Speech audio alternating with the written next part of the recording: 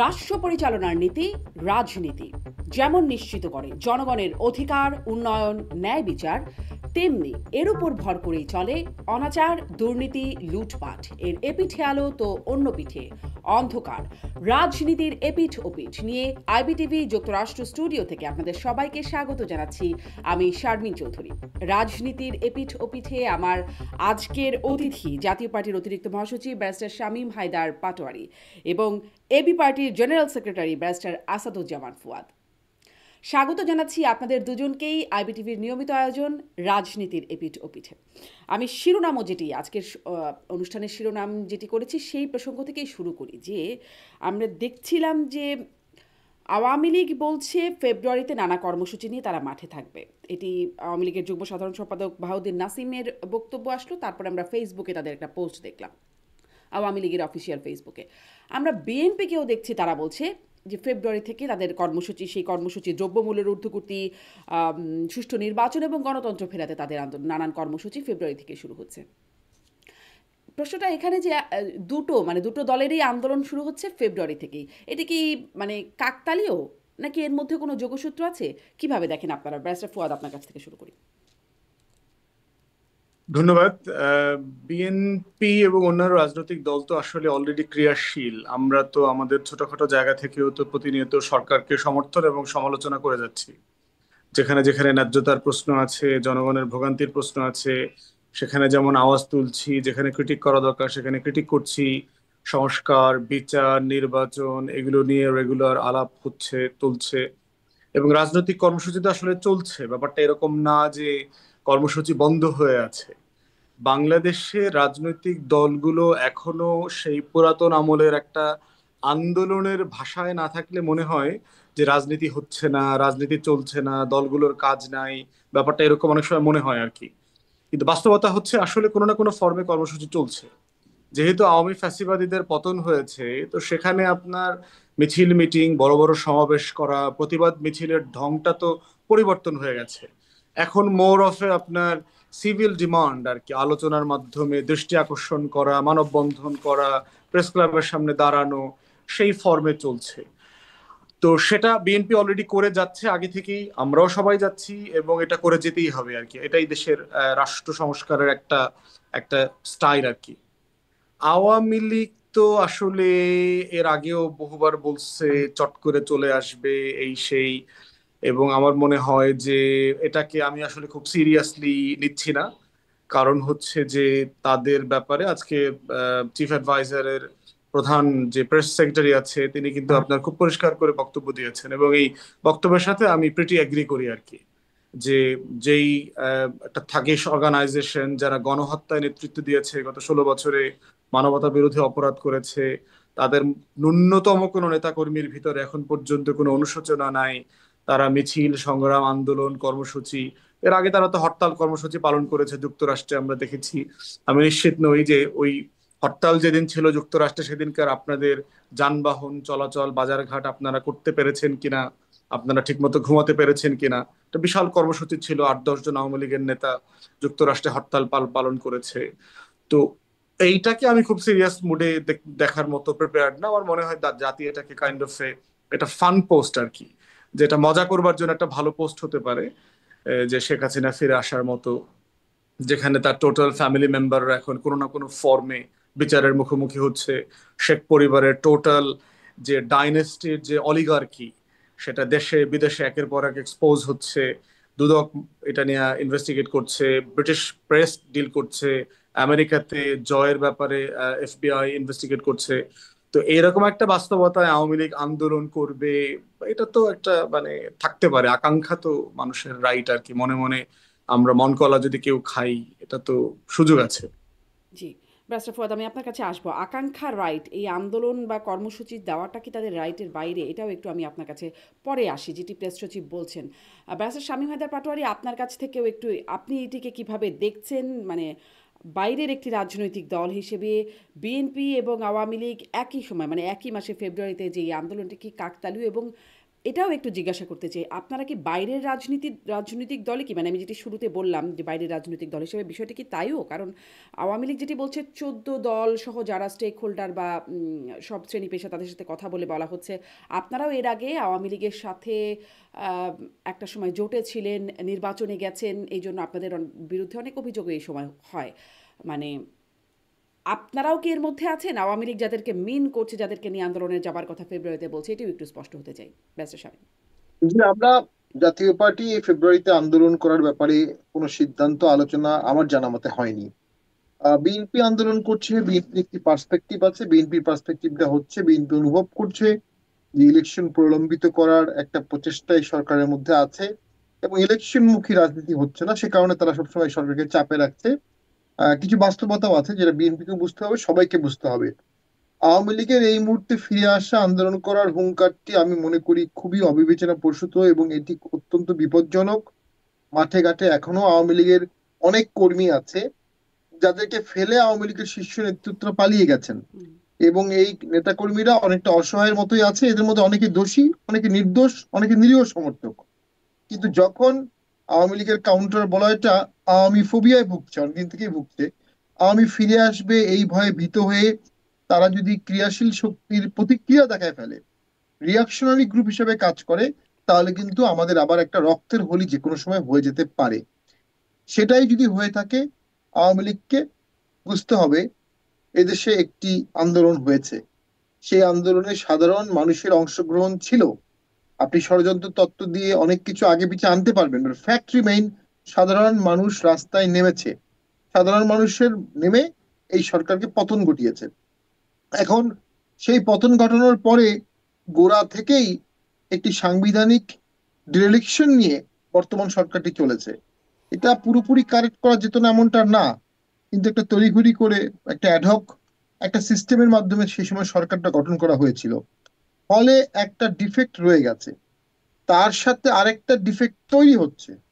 যদি বাংলাদেশে caretaker government as it was before, article 1558 capital A যেভাবে ছিল সেভাবে যদি কেয়ারটেকার গভর্নমেন্ট চলে আসে, যেদিন থেকে আসবে সেদিন থেকে তো এই গভর্নমেন্ট কার্যত থাকবে না।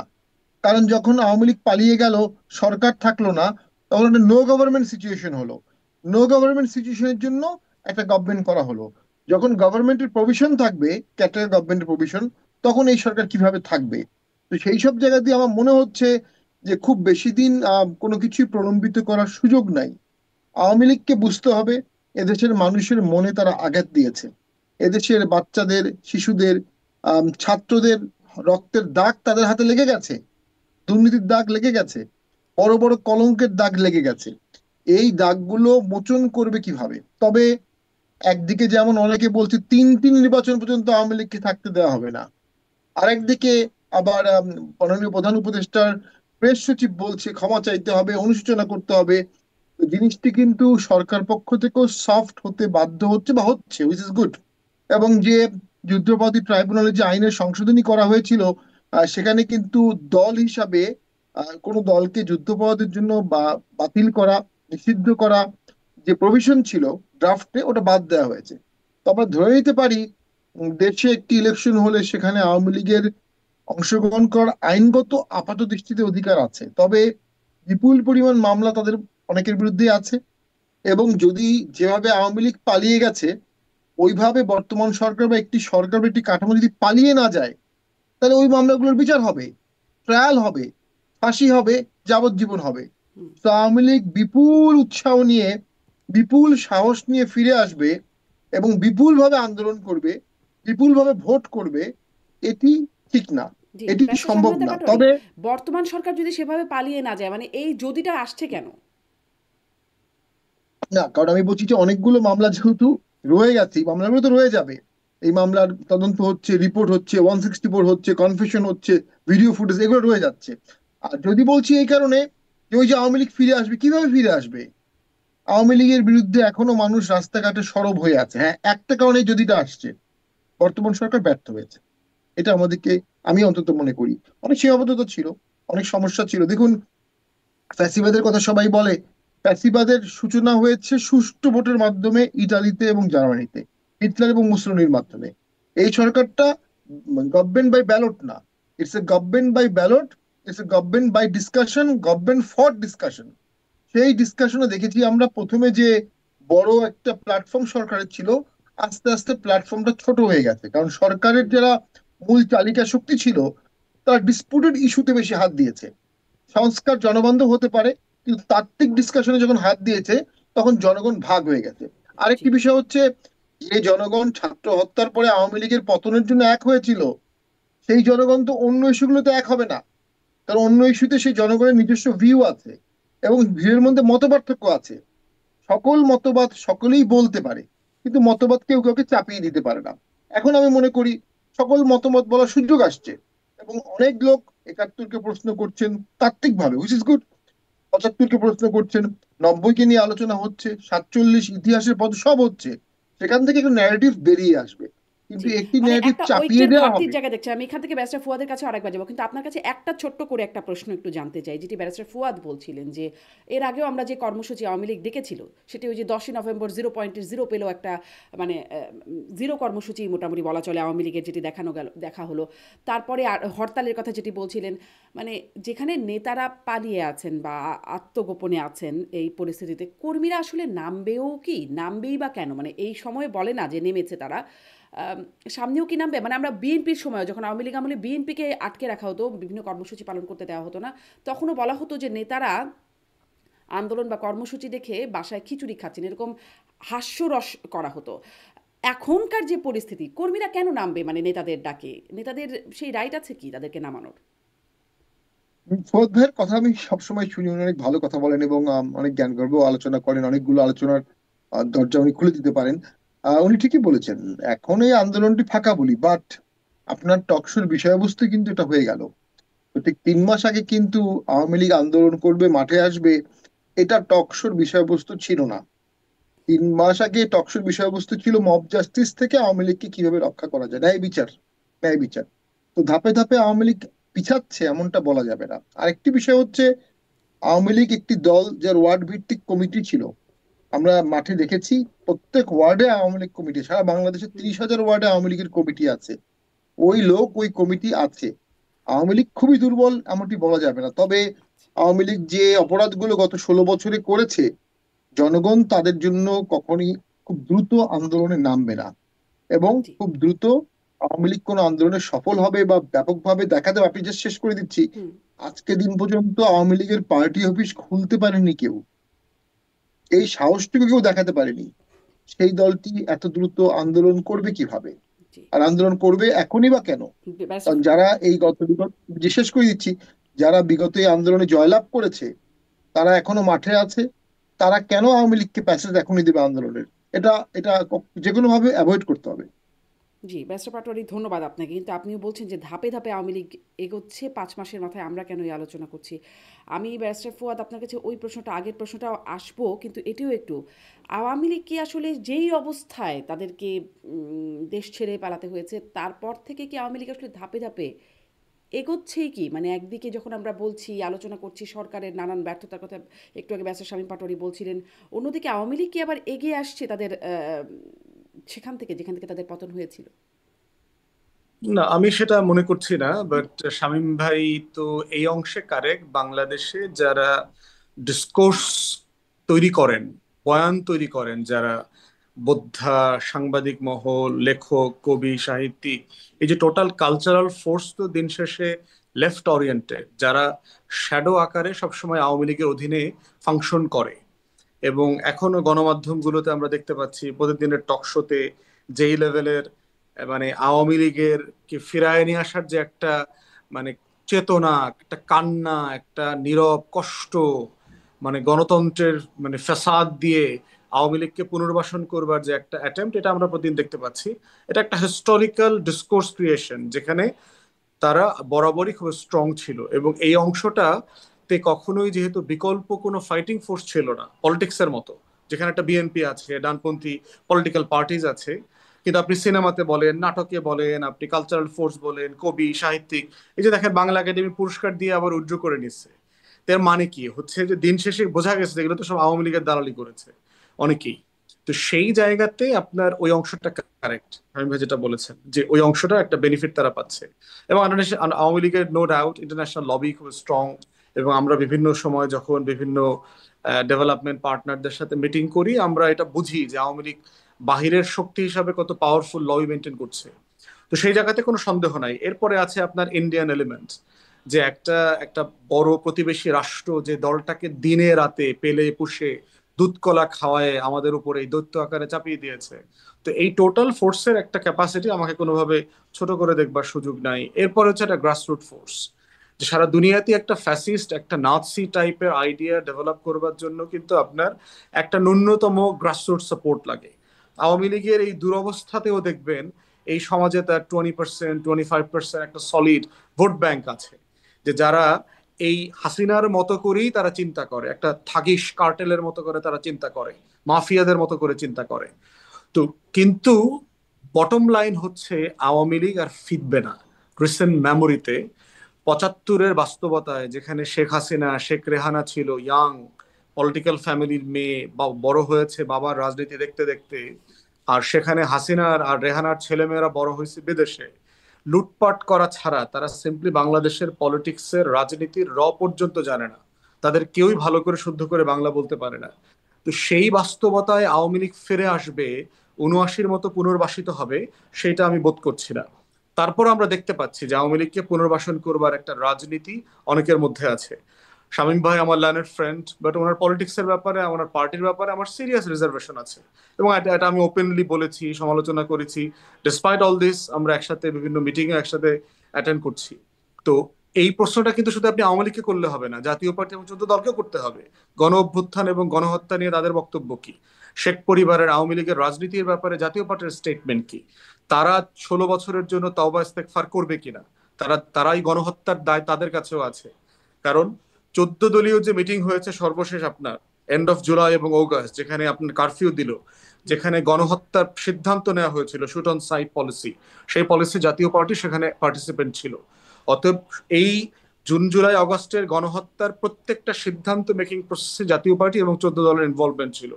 তাই সেক্ষেত্রে ওনাদের কাছ থেকেও এই বক্তব্য আসা দরকার যে হোয়াট এই দে প্রশ্নটা স্ট্যান্ড একটু ফর। রেখে নেই ব্যারিস্টার ফওয়াদ, আপনার কাছে আগে ওই প্রশ্নটা আরেকটু ফিরবো, কিন্তু আমি প্রশ্নটা একটু শুধুমাত্র প্রশ্নটা ব্যারিস্টার শামীম পাটোয়ারি আপনার কাছে রেখে যাচ্ছি যে আহ, যেটি ব্যারিস্টার ফওয়াদ বলছেন, তৌবা আপনারা করবেন কিনা, আপনাদের সাথে যে এই অভিযোগের তালিকাগুলো যুক্ত হচ্ছে তার জন্য তৌবা করবেন কিনা। হাসনাত আব্দুল্লাহ অবশ্য বলেছিলেন কিয়ামতের দিন তৌবা কবুল হয় না।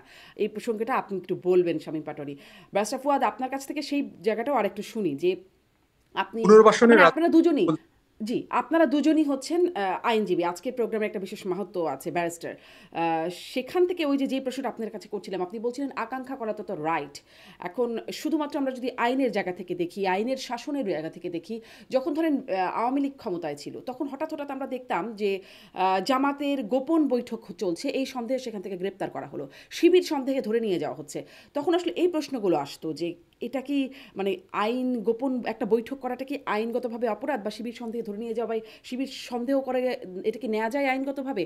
তেমনি এখনও আবার যখন এই বিষয়গুলো আসছে, আপনারা বলছেন বা প্রেস সচিব বলে দিলেন যে আওয়ামী লীগকে ভুল স্বীকার করার আগে, বিচারের আগে তাদেরকে কোনো কর্মসূচি করতে দেওয়া হবে না। কোন আইনের অধীনে আপনারা আসলে এই কথাটা বলছেন, বা কিসের অধীনে দেওয়া হবে না?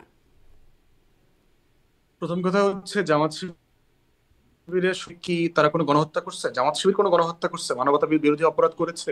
71। জামাত শিবিরের নেতারা আপনি তো 16 বছরের আমলনামার কথা বললেন, এই আলোচনাটা যেখানে আসছে, হ্যাঁ। গোপন মিটিং এর কথা বলে যে ধরপাকড় করা হয়েছে, এটা তো গত 16 বছর হয়েছে। তো 16 বছরে জামাত শিবির গণহত্যা করছে কিনা, মানবতা বিরোধী অপরাধ করছে কিনা, গণ অভ্যুত্থানে পরাজিত শক্তি হিসাবে তাদের নেতারা পাকিস্তানে পালায়ে গেছে কিনা, প্রশ্ন হচ্ছে এগুলো কোনটা তারা করে নাই। 71 ইস্যু, আপনি 71 তো ইন্ডিপেন্ডেন্ট আলোচনা, এটা আমাদের ইতিহাসের একটা বড় অধ্যায়, সেখানে পক্ষের শক্তি বিপক্ষের শক্তি বিচার, সেটা আলাদা করে আলোচনা করতে হবে। কিভাবে এটা করা যায়? এটা করা যায় হচ্ছে যে ম্যান্ডেট ক্রিয়েট হয় কিভাবে সেটা বুঝতে হবে। যে ইন্টারিম অ্যাডমিনিস্ট্রেশন বলেন অথবা যারা গভর্নেন্সের দায়িত্বে থাকেন, তাদের শাসন করবার এখতিয়ারটা তৈরি হয় কিভাবে? প্রথমত হচ্ছে ম্যান্ডেট তৈরি হয় যুদ্ধের মাধ্যমে, লড়াইয়ের মাধ্যমে। রোমান এবং পার্সিয়ানরা, এম্পায়াররা সরাসরি সম্মুখ যুদ্ধ করেছে, গ্ল্যাডিয়েটার্সের মতো ফাইট করেছে।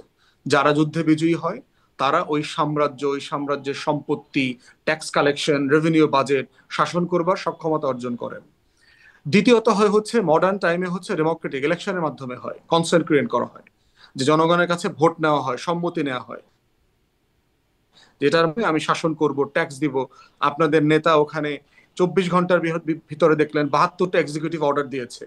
বাইডেন অ্যাডমিনিস্ট্রেশনের অলমোস্ট 2.5 বছরের কাজ সে 72 ঘন্টায় 72টা অর্ডিন্যান্স দিয়ে সে শেষ করে দিয়েছে। তো এইটা তার একটা ম্যান্ডেট। থার্ড হচ্ছে জনগণের মধ্যে ম্যান্ডেট তৈরি হয় গণ অভ্যুত্থানের মাধ্যমে, মাস আপরাইজিং এর মাধ্যমে। তো mass uprising in itself a mandate to govern, make decisions, তো যেটা জুন জুলাই আগস্টে হয়েছে।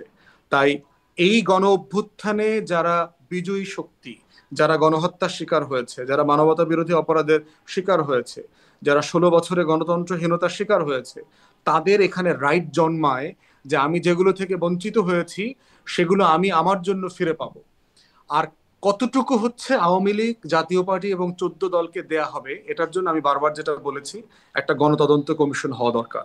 কারণ এখানে আপনার মানে অপরাধের ম্যাগনিটিউডের পার্থক্য আছে। যেমন ধরেন, যেই মানুষটা আওয়ামী লীগের নেতা টাকা লুটপাট করছে, যেই মানুষটা আওয়ামী লীগের নেতা গুম খুনের সাথে ইনভলভ ছিল, চাঁদাবাজির সাথে ইনভলভ ছিল, যেই মানুষটা আওয়ামী লীগের রাতের ভোট করছে, দিনের ভোট করছে, এগুলো করছে, আর যে মানুষটার কথা আপনার শামীম ভাই বলছে যে নিরীহ সমর্থক, খালি ভোটই দেয় আওয়ামী লীগকে, এই লোকটার একরকম না। এই জন্য আপনার সাথে আমি এর আগে বলেছি যে আমাদের কয়েকটা অপরাধের ব্যাপারে বটম লাইন ঠিক করতে হবে, যে এগুলো হচ্ছে ইন্টারন্যাশনালি রেকগনাইজড ক্রাইম, যেখান থেকে আওয়ামী লীগের ব্যক্তি এবং আওয়ামী লীগের দলের ভূমিকাকে অ্যাসেস করে সিদ্ধান্ত নিতে হবে আপনি কতটুকু ক্রাইমের বিচার করবেন। বাকিটা হচ্ছে তওবা কমিশন করা, যে বাকিটা আপনি শুধুমাত্র ভৎসনা করে মাফ করে দেবেন, যে আপনি এটা করছেন ওইটা করছেন, ছোটখাটো বিষয়। আদারওয়াইজ আওয়ামী লীগের যে এই যে বিশাল ল্যাসপেন্সার বাহিনী সারা দেশে, আপনাকে আগামী 20-30 বছর শুধু বিচারই করতে হবে। এই টোটাল ওয়ার্কফোর্সকে যদি আপনি বিচারের আওতায় আনতে হন, তাহলে রাষ্ট্র আর রাষ্ট্র থাকবে না, এখানে গৃহযুদ্ধের দিকে চলে যাবে রাষ্ট্র। তো সেখানে আমরা এই জন্য অনেকগুলো মডেল প্রস্তাব করেছি, 6-7টা মডেলে আওয়ামী লীগের বিষয়টা অ্যাড্রেস করা যায়, এবং এটাই গণতদন্ত কমিশনের মাধ্যমে এই মতামতগুলো নেওয়া দরকার। নিয়ে কোথায় বিচার, কোথায় ভৎসনা, কোথায় ক্ষমা, কোথায় দেশের লেসন নেওয়া, কোথায় ব্যুরোক্রেসি ইনভলভ, কোথায় 14 পার্টি অ্যালায়েন্স ইনভলভ, কোথায় হাসিনা কতটুকু ইনভলভ, এই প্রত্যেকটাকে ডিভিশন করে একটা কনসেনসাস বেসিস ডিসিশনে আসতে হবে। জি, দিন কিন্তু শেষে আমি নাসির যাই ভাই, করি, সেটি তো এখনো আসে নাই, না হয়েছে বিচার, না আপনি বলছেন গণতদন্ত কমিশনের কথা, সেরকমও কিছু হয় নাই। মানে এখন আসলে আপনি কিসের ভিত্তিতে, যদি ধরেন, আমি আসলে এটা একটা যুক্তি বা তর্কের খাতিরে আলোচনাটা করছি, যেমন যুক্তরাষ্ট্র যেমন আগেও বলতো, এখনো কিন্তু বলছে যে সব রাজনৈতিক দলকে তাদের অধিকার দিতে হবে। মানে আন্তর্জাতিক মহল যদি এই প্রশ্নটা আবার তোলে, তখন এটার একটা উত্তর কি হবে? মানে একটা আইনি ব্যাখ্যাও তো থাকতে হবে। রাজনৈতিক পার্টিকুলারলি আওয়ামী লীগকে রাজনৈতিক দল আকারে নিষিদ্ধ করবার দাবি সরকারের কোনো জায়গা থেকে করা হচ্ছে না, এই জায়গাটা কিন্তু খুব পরিষ্কার থাকতে হবে। এবং আমরাও যেটা বলেছি যে দল আকারে আপনি আওয়ামী লীগকে নিষিদ্ধ করবেন, তার রাজনীতি নিষিদ্ধ করবেন, তাকে নির্বাচন থেকে সাসপেন্ড করবেন কয়েকটা টার্ম, কি করবেন, এটার ব্যাপারে আমাদের একটা কনসেনসাস হওয়া দরকার। আমি পার্সোনালি চাই গণতদন্ত কমিশনের মাধ্যমে এই অপশনগুলো আসুক এবং এটা রেফারেন্ডামে দেওয়া দরকার।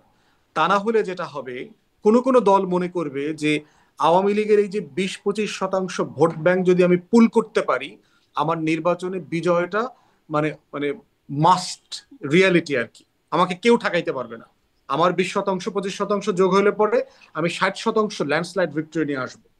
অতএব এই পুনর্বাসনের একটা রাজনীতি ফিরে আসবে, এবং পুনর্বাসনের রাজনীতি আমার এই যে পলিটিক্যাল স্কার আছে, মানে এই যে এই গণ অভ্যুত্থানের যে ব্যথা, আমার রক্তপাত হচ্ছে, এই রক্তপাতের সমাধান দেবে না।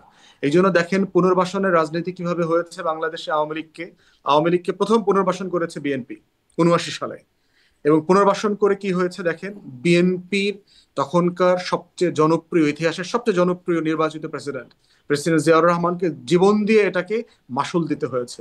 বিএনপিকে পুনর্বাসন করেছে কে? জাতীয় পার্টি করেছে দ্বিতীয়বার, 86 থেকে তাকে সংসদে নিয়েছে, বিরোধী দল বানিয়েছে। বিএনপিকে তৃতীয়বার পুনর্বাসন করেছে জামাত, 95-96-তে তাকে সংসদে প্রধান দল আকারে তাকে হাজির করেছে। আওয়ামী লীগকে সর্বশেষ পুনর্বাসন করেছে হচ্ছে 111-এর সরকার, সুশীলরা, আমাদের আমলাতন্ত্র, আমাদের সিভিল মিলিটারি ব্যুরোক্রেসিরা করেছে, এবং আমলাতন্ত্র নাই হয়ে গেছে বাংলাদেশে, খান খান হয়ে গেছে।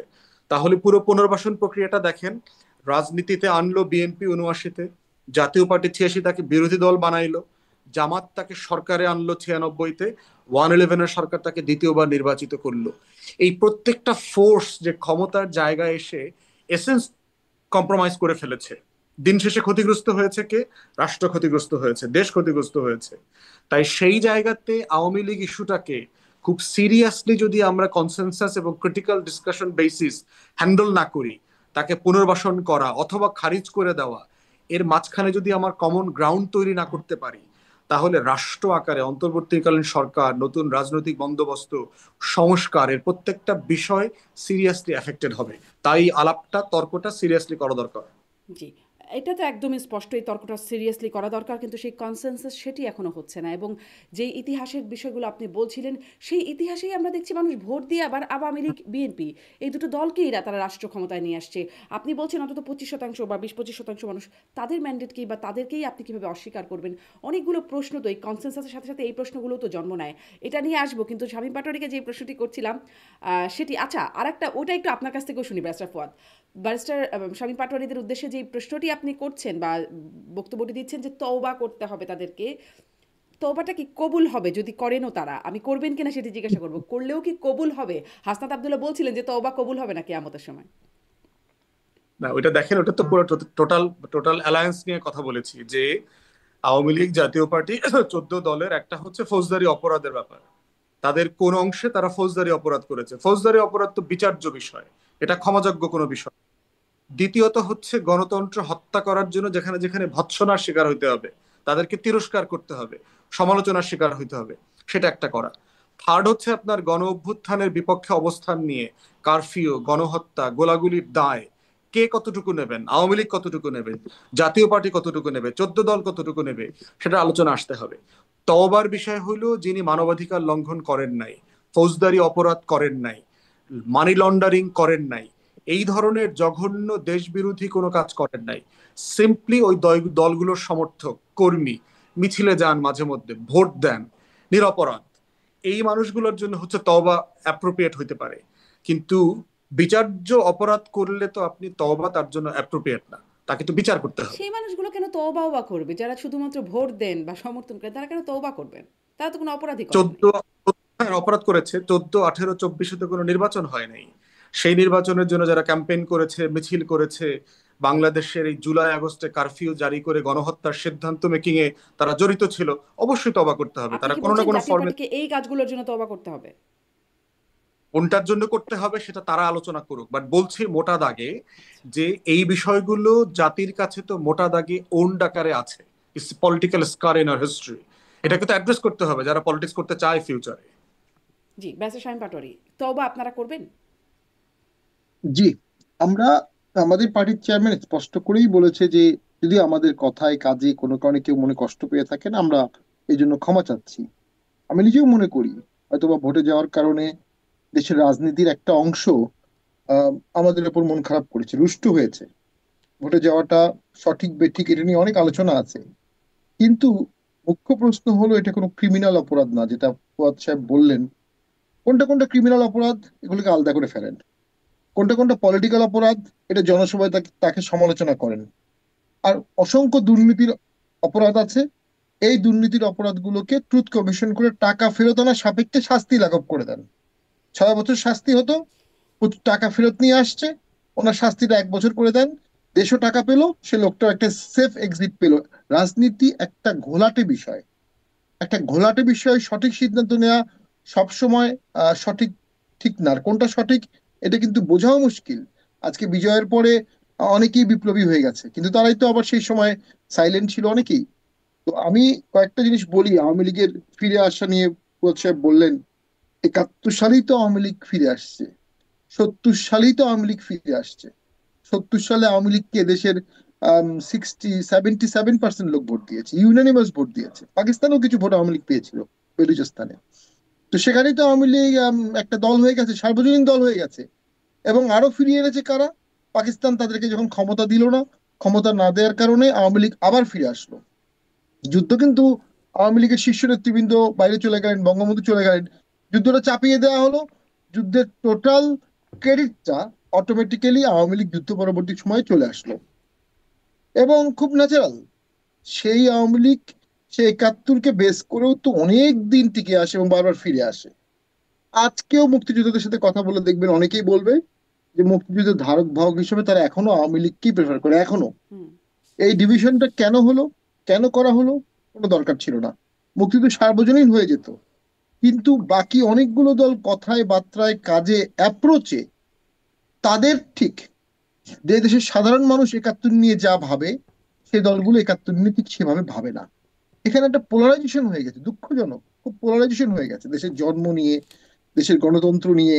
আওয়ামী লীগ যেমন বলতো উন্নয়ন হলে গণতন্ত্র লাগবে না, সেরকম অনেকে অনেকে বলে গণতন্ত্র লাগবে না, আমরা ভারতের প্রভাবমুক্ত থাকতে চাই।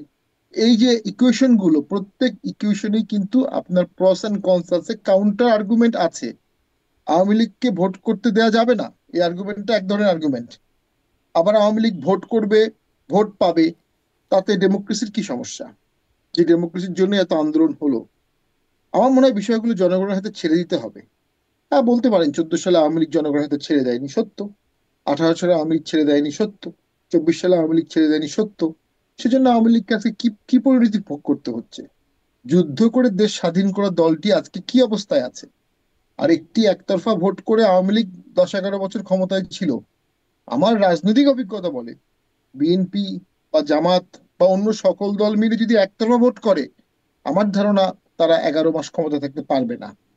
ইন্টারন্যাশনাল প্রেশার থাকবে, নাইবার কান্ট্রির প্রেশার থাকবে, এবং সরকার টালমাটাল হয়ে যাবে।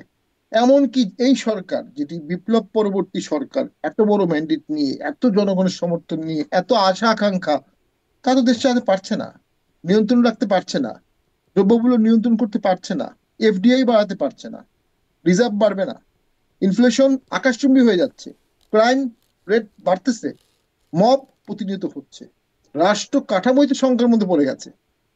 কেন? ওই যে সবাইকে একবারে আনা হয়নি। রাষ্ট্র পরিচালনা একটা সিরিয়াস প্রফেশনাল স্টেটক্রাফট। আমি বঙ্গবন্ধুর একটা কথা মনে পড়ে, বঙ্গবন্ধু এসে সবাইকে সাধারণ ক্ষমা দিয়ে দিলেন, কিছু লোককে অ্যারেস্ট রাখলেন, কিছু লোকের বিচার হলো, কিন্তু সাধারণ ক্ষমা দিয়ে দিলেন। কারণ ওই যে কিছু লোক 10 কেজি চালের লোভে আল বদর বাহিনীতে নাম দিয়েছে, কিছু লোক জীবন বাঁচাতে পাকিস্তানের পক্ষে মিছিল দিয়েছে, আবার কিছু লোক জেনুইন ওয়ার ক্রাইম করেছে, আলাদা করা যাচ্ছিল না। এবং ওই ব্যুরোক্রেসি নিয়ে দেশ চালালেন উনি। 70 সালের যে ব্যুরোক্রেসি, যারা 71-এ পাকিস্তান থাকা অবস্থায় অফিস করলো, 72-এ তারাই কিন্তু বাংলাদেশ চালালো, কারণ বাংলাদেশ চালাতে হবে। এক্স্যাক্টলি সেম জিনিস এই সরকারের কিছুটা কারেকশন সাপেক্ষে করা উচিত ছিল। কন্টিনিউশন না করে এই সরকার বা অনেকেই একটা ম্যাসিভ সংশোধনবাদে যেতে যাচ্ছে। ওই সংশোধনবাদ ধারণ করার ক্ষমতা কি বাংলাদেশের আছে? এবং যে যুদ্ধটা বা যে সংগ্রামটা বাংলাদেশে হয়েছে, ইটস নট ইথনিক ওয়ার, যে সাদার সাথে কালোর যুদ্ধ, অমুক ট্রাইবের সাথে অমুক, এটা বাঙালি বাঙালির মধ্যে যুদ্ধ, লড়াই, সংগ্রাম, একটা ইস্যু নিয়ে, গণতন্ত্র, মানবাধিকার, বৈষম্যহীন সমাজ। বিষয়টা কিন্তু আন্তর্জাতিকত না, একটা তত্ত্ব বা একটা ধারণার বাস্তবায়ন। সেই ধারণার বাস্তবায়ন সকলকে মিলে যদি করতে হয়, তাহলে সকলকে মিলেই করতে হবে। দুঃখজনক হলো সত্য, এই সকলের মধ্যে আওয়ামী লীগ ইনক্লুডেড। আওয়ামী লীগকে পুরোপুরি বাদ দিলে বা বাদ দেওয়ার চেষ্টা করলে ওই তত্ত্বটা বাস্তবায়ন হবে না। আর হচ্ছে রাজনীতি হচ্ছে ভারসাম্যের খেলা। আপনি যখনই একটি বড় দল ওয়াইপড আউট হয়ে যাবে, আরেকটি বড় দল স্বৈরাচার হয়ে যাবে অবশ্যম্ভাবী। আরেকটি দল যদি স্বৈরাচার হয়ে যায়, সেই সরকারকে টেনে হিস্টে নামাতে বা সেই সরকারকে সীমাবদ্ধ করতে আরেকটি বড় দল লাগবে। এবং সেক্ষেত্রেই বহুদলীয় গণতন্ত্রটা এত প্রয়োজনীয়। সেই বহুদলীয় গণতন্ত্রের দিকে যদি আমরা না থাকি, আমি নিশ্চিত বাংলাদেশের গণতন্ত্রের যে অবস্থা, বাংলাদেশের সংবিধানের আভ্যন্তরীণ যে স্বৈরতন্ত্রের কাঠামো আছে, আইন যে অবস্থা, বিচার যে অবস্থা, মিডিয়ার যে অবস্থা, যে কোনো সরকার স্বৈরতন্ত্র হয়ে যাবে। এদেশে যখনই সরকার গঠন করবে যেই সরকার, ওই দিন রাতেই ব্যুরোক্রেসি তার প্রতি অন্ধ হয়ে যাবে। ওই দিন রাতেই মিডিয়ার একটা বিশাল অংশ তার প্রতি আনুগত্য দেখাবে। ওই দিন রাতেই আমাদের পেশাজীবী সংগঠনগুলো তার দিকে ছুটবে, মন্ত্রী হওয়ার জন্য, মিনিস্টার হওয়ার জন্য, অ্যাম্বাসেডর হওয়ার জন্য, প্লট পাওয়ার জন্য। এই বিশাল প্যাট্রন কান্ট্রিতে আপনি একটি ইন্ডিপেন্ডেন্ট সত্তা হিসেবে আরেকটি ছোট দল ওই সঙ্গে বাধ্য করতে পারবে না। জি নৌকায় যেমন দুই পাল্লা লাগে, আমি একটু আপনার আমি ওই শেষ করে দিচ্ছি, শেষ করে দিন। নৌকায় যেমন দুই পাল্লা লাগে, নাহলে নৌকা ডুবে যায়, রাজনীতিতেও বড় দুই পাল্লা লাগে। এবং আমি মনে করি সেক্ষেত্রে আওয়ামী লীগ সেই পাল্লায় যদি না থাকে, টোটাল দেশটার রাজনৈতিক ভারসাম্য এলোমেলো হবে, এবং যে দলগুলো ইনক্লুডিং জামাত বা এবি পার্টি বা অন্যরা যারা আছে তারাও কিন্তু এই ভারসাম্যহীনতায় ভুগবে। ধন্যবাদ। জি, আমি ব্যারিস্টার ফুয়াদ আপনার কাছ থেকেও নিশ্চয়ই এই বিষয়ে আপনারও মন্তব্য আছে সেটি শুনতে চাই। এটার সাথেও যোগ করে দিতে চাই ব্যারিস্টার পাটোয়ারি যেটি বলছিলেন যে মানে আন্তর্জাতিকভাবে একতরফা নির্বাচন করলে ইন্টারন্যাশনাল প্রেশার, যেটি তিনি বলছিলেন, আপনারা কি মনে করেন আসলেই কি এরকম কোনো প্রেশারের শঙ্কা আছে নাকি নাই? আপনারা কি মনে করেন সেটা জানতে চাই। আমরা দেখেছিলাম আওয়ামী লীগ যখন নির্বাচন করেছিল ইন্টারন্যাশনাল প্রেশারটা খুব ভালোভাবেই তখন লক্ষ্য করা গেছে। না, ইন্টারন্যাশনাল স্ট্যান্ডার্ডের একটা ব্যাপার তো সব জায়গাতে আছে। সকল রাজনৈতিক দলকে তারা বলবে যে একটা ক্রেডিবল ইলেকশনের ডেফিনেশন মানে হচ্ছে যে ক্রিয়াশীল সকল রাজনৈতিক দল যেন নির্বাচন করতে পারে। প্রশ্ন হচ্ছে যে এই কথাগুলো হচ্ছে আপনার স্বাভাবিক সময়ের একটা কথা। একটা গণ অভ্যুত্থান হয়ে গেছে এবং আমাদের ইতিহাসের নৃশংসতম গণহত্যা। আওয়ামী লীগ প্রশ্ন আপনার উইদাউট জাস্টিস এটা ডিল করার মতো অবস্থায় নাই। এটা এটা 14, 18, 24 না। মানে যে অন্য রাজনৈতিক দলকে যে এক্সক্লুড করা হচ্ছে, নির্বাচনে লেভেল প্লেইং ফিল্ড দেওয়া হচ্ছে না, এখানে আপোষকামিতা, এখানে ডিজেফা এনএসআই মিলে সিট ভাগাভাগি করে দিচ্ছে, এক দলের চেয়ারম্যানকে উঠায় নিতেছে, আরেক দলের চেয়ারম্যানকে নিয়ে নমিনেশন বাণিজ্য করতেছে। এই আলোচনাটা আসলে এখন 2025-এ আর অ্যাপ্রোপ্রিয়েট ডিসকাশন না। অ্যাপ্রোপ্রিয়েট ডিসকাশন হচ্ছে যে গণহত্যার বিচার সংস্কারের যে দাবি আসছে এবং তারপরের নির্বাচনটা কতটুকু ইনক্লুসিভ করা যায়। সেই ইনক্লুসিভ নির্বাচনের জায়গাটাতেই হচ্ছে তর্কটা আসবে যে আপনি সাফিসিয়েন্টলি আওয়ামী লীগের পদস্থ নেতা কর্মীদের বিচারের পরে ধরেন আইসিটি, মানে এটা এটা ফাইনাল ওয়ার্ডটা কে বলতে হবে? এটা তো একটা একটা অবজেক্টিভ জায়গা থেকে বলতে হবে। এটা এক্সিকিউটিভ অথবা পলিটিক্যাল প্ল্যাটফর্ম থেকে বললে হবে না তো যে শেখ হাসিনা গণহত্যার জন্য অপরাধী, ওবায়দুল কাদের গণহত্যার জন্য অপরাধী। এখন ব্যক্তির অপরাধের দায় Awami League as a party কতটুকু ক্যারি করবে, বিয়ার করবে। যেই প্রশ্নটা দেখবেন যে জামাতের নেতাদের বিচারের সময়ও এই আলোচনাটা বারবার আসছে যে যাদেরকে গ্রেফতার করা হয়েছে তাদেরই শুধু বিচার হবে, না জামাত অ্যাজ অ্যান অর্গানাইজেশনও 71-এর ভূমিকার তার রোলের ব্যাপারে বিচার হবে।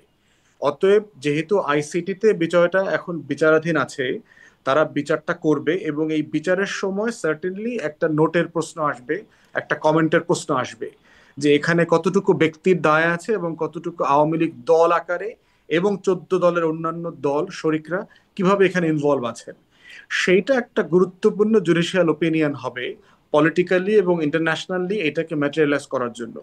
যদি দেখা যায় যে এভিডেন্স ওয়াজ সো ওভারওয়েলমিং যে এইখানে শুধু ব্যক্তি হাসিনা ওবায়দুল কাদের না, আওয়ামী লীগের টোটাল পার্টি স্ট্রাকচার এই গণহত্যার জন্য দায়ী, এই মানবতা বিরোধী অপরাধের জন্য দায়ী, এই লুটপাট মানি লন্ডারিং এর জন্য দায়ী, তখন নিশ্চয়ই কোর্ট থেকে ট্রাইব্যুনাল থেকে আপনার একটা মতামত আসবে, যেই মতামতটা আপনার ইলেকশন কমিশনে রিফ্লেক্টেড হবে।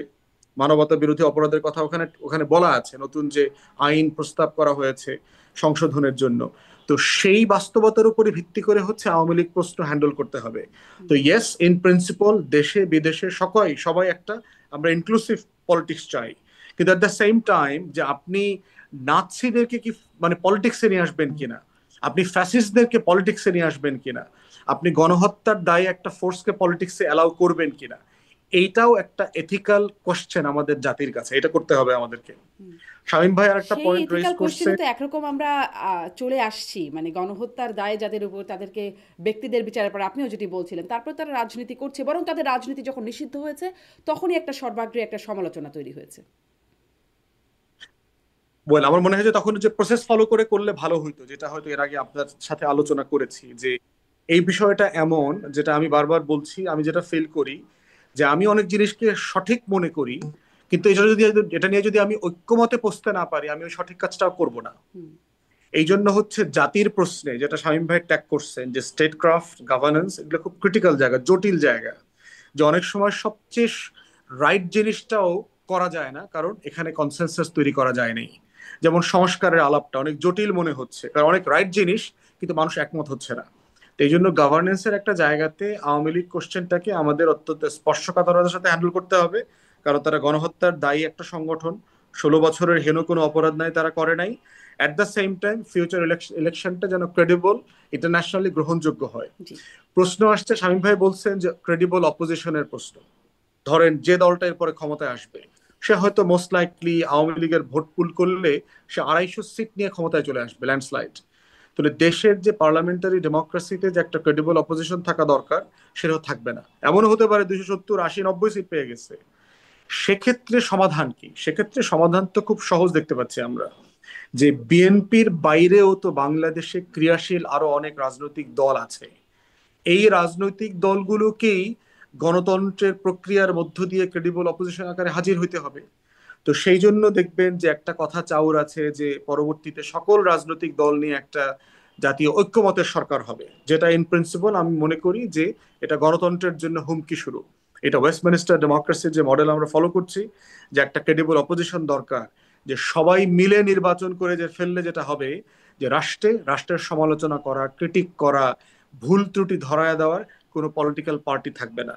তো সেক্ষেত্রে কাম্য হচ্ছে যে 71 এবং গণ অভ্যুত্থানকে ধারণ করে বাংলাদেশে নতুন সরকারি দল এবং বিরোধী দলের উত্থান একটা গণতান্ত্রিক রাজনীতির জন্য ভারসাম্য তৈরি করবে। এই ভারসাম্যটা খুবই দরকার, কিন্তু এই ভারসাম্যটা আওয়ামী লীগকে ছাড়া হবে না, এমন মতের ব্যাপারেও আমার দ্বিমত আছে। জি। সেটা আপনি সময় বলে বলছেন দেবে। ব্যারিস্টার ফুয়াদ, আপনি খুব যৌক্তিকভাবে একটা কথা বলছেন যে কনসেনসাস, বারবার বলছেন যে খুব সঠিক যেটিকে মনে করা হচ্ছে সেটিও সঠিক হবে না বা করা যাবে না যদি কনসেনসাস না হয়। এখন তো আসলে মানে বিভিন্ন বিষয়ে কনসেনসাসের সেই ঐক্যমতের অভাবটা দেখা যাচ্ছে। এমনকি এখন অভিযোগও চলে আসছেন বিএনপির জ্যেষ্ঠ যুগ্ম সাধারণ সম্পাদক রুহুল কবির রিজভী, তিনি তার একটি বক্তব্য একদম সম্প্রতি তিনি বলছেন যে বর্তমান সরকার দেশের সব শিক্ষা প্রতিষ্ঠান জামায়াতিকরণ করে ফেলেছে। 1/11 সরকারকে বলা হতো সেনা সমর্থিত সরকার, বর্তমান সরকারকে বলা হয় বিশেষ দল সমর্থিত সরকার। মানে সব দলের, আমরা তো জানি ওই যে যেটি শুরুতেই আলোচনা হচ্ছিল ম্যান্ডেটের ভিত্তিতে, কোন ম্যান্ডেটে এই সরকারটা এসেছে, ঐক্যমতের ভিত্তিতে, তাহলে কি সমর্থন আস্তে আস্তে সরে যাচ্ছে এই সরকারের কাছ থেকে? বড় রাজনৈতিক দল বিএনপি, তারা কি মানে শুধুমাত্র কেন বলা হচ্ছে একটি বিশেষ দল সমর্থিত সরকার, বাকি দল কোথায় গেল, বা তারা যারা বলছে তারা কোথায় গেল? আমার মনে হয় যে আসলে ওই যে বিএনপি জামাতকে নিয়ে কি বলছে, জামাত বিএনপিকে নিয়ে কি বলছে, আমার কাছে মনে হচ্ছে দিজ আর ডোমেস্টিক পলিটিক্স, এবং ডোমেস্টিক পলিটিক্সে আপনার দিজ আর পারফেক্টলি ফাইন। মানে আপনি তো দিন শেষে ভোট পুল করতে চাচ্ছেন, আপনি ক্রাউড পুল করতে চাচ্ছেন। একটা হচ্ছে যে আপনার নিজস্ব কনস্টিটিউয়েন্সি আছে, আবার আপনি অন্যান্য দল থেকেও যেন আপনি অ্যালায়েন্স করবার একটা আকাঙ্ক্ষা আছে। আপনি দেখতে পাচ্ছেন এই দল ওই দলের অফিসে যাচ্ছে, সেই দল সেই দলের অফিসে যাচ্ছে, লিখিত ঘোষণাপত্র তৈরি করছে, আবার জয়েন্ট প্রেস কনফারেন্স করছে। সো এইটা আমার মনে হয় যে একটা ডেমোক্রেটিক পলিটিক্সে একটা অ্যালায়েন্সের রাজনীতির কালচার যেহেতু বাংলাদেশে আছে, এটা চলছে। এটাতে আমি খুব মানে বড় বড় মোটা দাগে কোনো সমস্যা দেখি না। দিজ আর মানে পারফেক্টলি ওয়েল পলিটিক্যাল কালচার, এটা থাকতেই পারে আর কি। মোটা দাগে দেখেন সরকার ভেরি পপুলার। আপনি যদি বাস্তবতা দেখেন, সরকারের কাছে যে পরিমাণ দাবি দেওয়া এবং স্যাবোটাজ হচ্ছে, 150 উপরে সরকার দাবি দেওয়া গত 6 মাসে হ্যান্ডেল করেছে। মোটা দাগে বড় সমস্যা হয়নি। 2-4টা গ্যাঞ্জাম হয়েছে, 2-4টা পুলিশের ব্রুটালিটি আসছে, ভায়োলেন্স হয়েছে, আপনার ওয়াটার ক্যানন চার্জ করেছে, লাঠি চার্জ করেছে, 2-4টা ঘটনা ঘটেছে, যেটাকে আমি অন্তর্বর্তীকালীন সরকারের সমর্থন অসমর্থনের জায়গা থেকে দেখি না, সেটা আমি দেখি গভর্নেন্সের ক্রাইসিসের জায়গা থেকে, যে ব্যুরোক্রেসি এই সিচুয়েশন গুলোকে হ্যান্ডেল করতে পারছে না। যে আপনি ইবতেদায়ী মাদ্রাসার শিক্ষকরা জাতীয়করণের দাবি করছে, 10 দিন পর্যন্ত প্রেস ক্লাবের সামনে অবস্থান কর্মসূচি করছে, তাকে শাহবাগে মাইট দেওয়ার পরে আহত করে হাসপাতালে পাঠানোর 24 ঘন্টা পরে কেন তার দাবিটা মানতে হবে? আপনি প্রথম দিন মেনে নিলেন না কেন? তাহলে মানলেন যখন, আপনি বলছেন যে প্রত্যেকটা দাবি যৌক্তিক, এই আমলারা কি বাংলা পড়ালেখা আগে করে নাই? যে এই 6টা দাবি কি আপনি 10 দিন আগে পড়তে পারতেন না? তিতুমির কলেজ থেকে শুরু করে 7টা কলেজ ঢাকা বিশ্ববিদ্যালয়ের সাথে থাকতে চায় না, বহু বছর থেকে থাকতে চায় না। তো তাদের সাথে আপনি পরামর্শ না করে কেন আপনি পরীক্ষার ডেট দিয়ে দিলেন? আপনি এটা করলেন মানে এত মারামারি ভায়োলেন্সের পরে কেন করলেন? আপনি এটা 3 সপ্তাহ আগে কেন করলেন না? তাহলে আমি এই সংকটগুলোকে আমি অন্তর্বর্তীকালীন সরকারের ফেইলিউর, জনপ্রিয়তার স্কেলে দেখি না, আমি দেখি হচ্ছে বাংলাদেশের গভর্নেন্সের প্রবলেম দেখে, যে রাষ্ট্র একটা ক্রাইসিসকে কিভাবে হ্যান্ডেল করতে হয়, কিভাবে বসতে হয়, কথা বলতে হয়, আলাপ করতে হয়, এই কাজগুলোতে তারা অভ্যস্ত না। যেমন দেখবেন ডিফারেন্ট পে স্কেলের বৈষম্যের আন্দোলন চলছে, যে 10ম থেকে 11 থেকে 20 যে পে স্কেল আছে সরকারের, তারা খুব অমানবিক পে স্কেলের বেতন পায়। ধরেন তারা এই সব মিলায় বেতন পায় 15,000 টাকা। একজন সচিবের কথা ধরেন, তিনি তার সকল সুযোগ সুবিধা মিলে বেতন পান হচ্ছে 2,16,000 টাকার মতো একজন সচিব। সেইখানে 20তম গ্রেডের একজন পিয়ন, সুইপার, যে মানে একদম ভেরি নমিনাল কর্মচারী আছে, সব মিলিয়ে সে বেতন পায় 15,000 টাকা। ওই সচিব শুধুমাত্র তার কুকের জন্য 16,000 টাকা পান। তার বাসায় রান্না করে দেওয়ার জন্য 16,000 টাকা পায় হচ্ছে ওই কুক। তার সিকিউরিটি গার্ড একটা অ্যালাউয়েন্স আছে একজন সচিবের, ওটার জন্য সে 16,000 টাকা পায়। তাহলে আপনি চিন্তা করে দেখেন, তাহলে আমার উপর থেকে নিচের বৈষম্যের জায়গাটা কোথায়? তাহলে আমরাই কিন্তু মহার্ঘ ভাতার ব্যাপারে কথা বলেছি যে আপনি ভ্যাট বাড়াচ্ছেন, আপনার টাকা নাই, আবার মহার্ঘ ভাতা দিচ্ছেন। কিন্তু এই যে নিচের দিকের কর্মচারীদের যে কষ্টের কথাটা, এই যে আলাপটা কিন্তু আসছে না। তো এই যে গভর্নেন্সের প্রবলেম, এইটাকে আমি মোটা দাগে দেখছি। কিন্তু মোটা দাগে আমার কাছে মনে হচ্ছে সরকার এখনো ভেরি পপুলার, এক্সপেকটেশনের জায়গা আছে, চ্যালেঞ্জ আছে, সকল দল এই সরকারকে ওন করছে, মোটা দাগে তাকে কেউ চ্যালেঞ্জ করছে না। আচ্ছা, এগুলোকে আপনি চ্যালেঞ্জ মনে করছেন না, যেটি বিএনপির পক্ষ থেকে বারবার আসছে, এই বিষয়গুলোকে চ্যালেঞ্জ মনে করছেন না। আরেকটু আপনার কাছে এই বিষয়ে আসবো, কিন্তু ব্যারিস্টার শামীম পাটোয়ারি, আপনার কাছ থেকে একটু আহ, এই যে এত দাবি দেওয়া কেন, এই ব্যাখ্যাটা একটু ছোট্ট করে শুনি, তারপরে আপনার কাছে অন্য প্রশ্নে যাবো যে এত দাবি দেওয়া। ব্যারিস্টার ফুয়াদও বলছিলেন যে সরকার এটা করতে পারতো, মানে আগেই সিদ্ধান্ত নিতে পারতো। রেলের কর্মকর্তা কর্মচারীদের ক্ষেত্রেও যেটি দেখলাম, আলটিমেটাম দেওয়ার পরেও কোনো ব্যবস্থা নাই, তারপরে গিয়ে একটা আলোচনা বা প্রস্তাব সেখানে, এবং সবখানে যাচ্ছেন ছাত্র নেতারা সেখানে। একটা সাত কলেজের ক্ষেত্রেও আমরা দেখেছি হাসনাত আবদুল্লাহ রাতের বেলা তিনি 2 হাত প্রসারিত করে তিনি সমাধানে গেছেন। আহ, রেলের ইস্যুতেও হাসনাত আবদুল্লাহ যে বৈঠকে বসেন। আসলে এটাকেও কিভাবে দেখছেন, আর কেন এত দাবি দেওয়া এই সরকারের কাছে? একটা দিন মনে হয় যায় না যেদিন কোনো দাবি দেওয়া নাই, মানে একই দিনে অনেকগুলো দাবি দেওয়া একসাথে চলতে থাকে, আন্দোলন চলতে থাকে, এই অবস্থা কেন? প্রথম কথা হচ্ছে যে সরকার ব্যুরোক্রেসি এবং পুলিশকে মোটিভেট করতে পারেনি। এখানে 16 বছরের স্ট্রাকচার বা 16 বছর ধরে কাঠামো ছিল, এই কথাগুলো কিন্তু ঠিক না। কারণ হচ্ছে ব্যুরোক্রেসি বা পুলিশ যখনই যে সরকার আসবে তাকে সহযোগিতা করবে, ঐতিহাসিক ভাবেই করে আসছে। সেখানে একটা কঠিন সংস্কারবাদ চলে আসছিল যে এদেরকে রিপ্লেস করা হবে, এদেরকে রিপ্লেস করে নতুন নেওয়া হবে, 2 লক্ষ নতুন পুলিশ নেওয়া হবে, অমুক আমলা নেওয়া হবে। সো ন্যাচারালি একটা ভীত সন্ত্রস্ত গ্রুপ তৈরি হয়ে গেছে প্রশাসনে, পুলিশে, রাজনীতির মধ্যে। এই ভীত সন্ত্রস্ত গ্রুপের সংখ্যাটা বিশাল। যারা মোটিভেট হয়ে দেশ গঠন করতে পারতো তারা ভীত সন্ত্রস্ত হয়ে একতাবদ্ধ হয়ে দূর থেকে পর্যবেক্ষণ করছে। এবং আরেকটি প্রবলেম হচ্ছে যে তারা আগ বাড়িয়ে সরকারকে সহযোগিতা করছে না। তার পিছনে কারণটা কি? কারণ এই সরকারকে সহযোগিতা আগ বাড়িয়ে করে অথবা এই সরকারকে উপকার করে সে মনে করছে তার কোনো উপকার বা সম্মান বা স্বীকৃতি হবে না। কারণ এই সরকারটি একটি ক্ষুদ্র লেন্স দিয়ে তার কাঠামো তৈরি করছে। এবং আরেকটি জিনিস হচ্ছে, সেটি হচ্ছে সকলেই ধরে নিয়েছে এই সরকার দীর্ঘস্থায়ী না। যখন একটি সরকার দীর্ঘস্থায়ী না এমন মেসেজ চলে যায়, তখন প্রশাসন খুব সতর্কভাবে কাজ করে। কারণ সে যদি ভুল করে, পট পরিবর্তন করে সেটার জন্য সে দায়ী হবে। সরকারের 4th ইয়ার 5th ইয়ারে গিয়ে ব্যুরোক্রেসি বেইমানি করে বা বিট্রে করে, 1st ইয়ারে করে না। তো এই সরকার এখন একটা ইলেক্টেড গভর্নমেন্টের 4th 5th ইয়ারের মতোই আছে। তো ন্যাচারালি আমরা দেখতে পাচ্ছি যে তারা অ্যাডমিনিস্ট্রেশন হচ্ছে না। আরেকটা হচ্ছে, পলিটিক্যাল ব্যক্তি, এমপি, মন্ত্রী, মিনিস্টার, প্রাইম মিনিস্টার তো প্রচুর ট্রাভেল করতো। আমাদের উপদেষ্টারা কিন্তু ট্রাভেল করে না, খুব কম ট্রাভেল করে, ভিজিবল না। সো দেশব্যাপী দেশটা চালাতে তার যে শক্তি লাগবে, নিয়ন্ত্রণ লাগবে, সেটা সে অর্জন করতে পারছে না। যেমন জিয়াউর রহমান ভালো বাংলা বলতে পারতো না, তো তার শিক্ষক মশিউর রহমান জাদু মিয়া তাকে বলল আপনি হাঁটেন, তো উনি শুধু হাঁটতেন।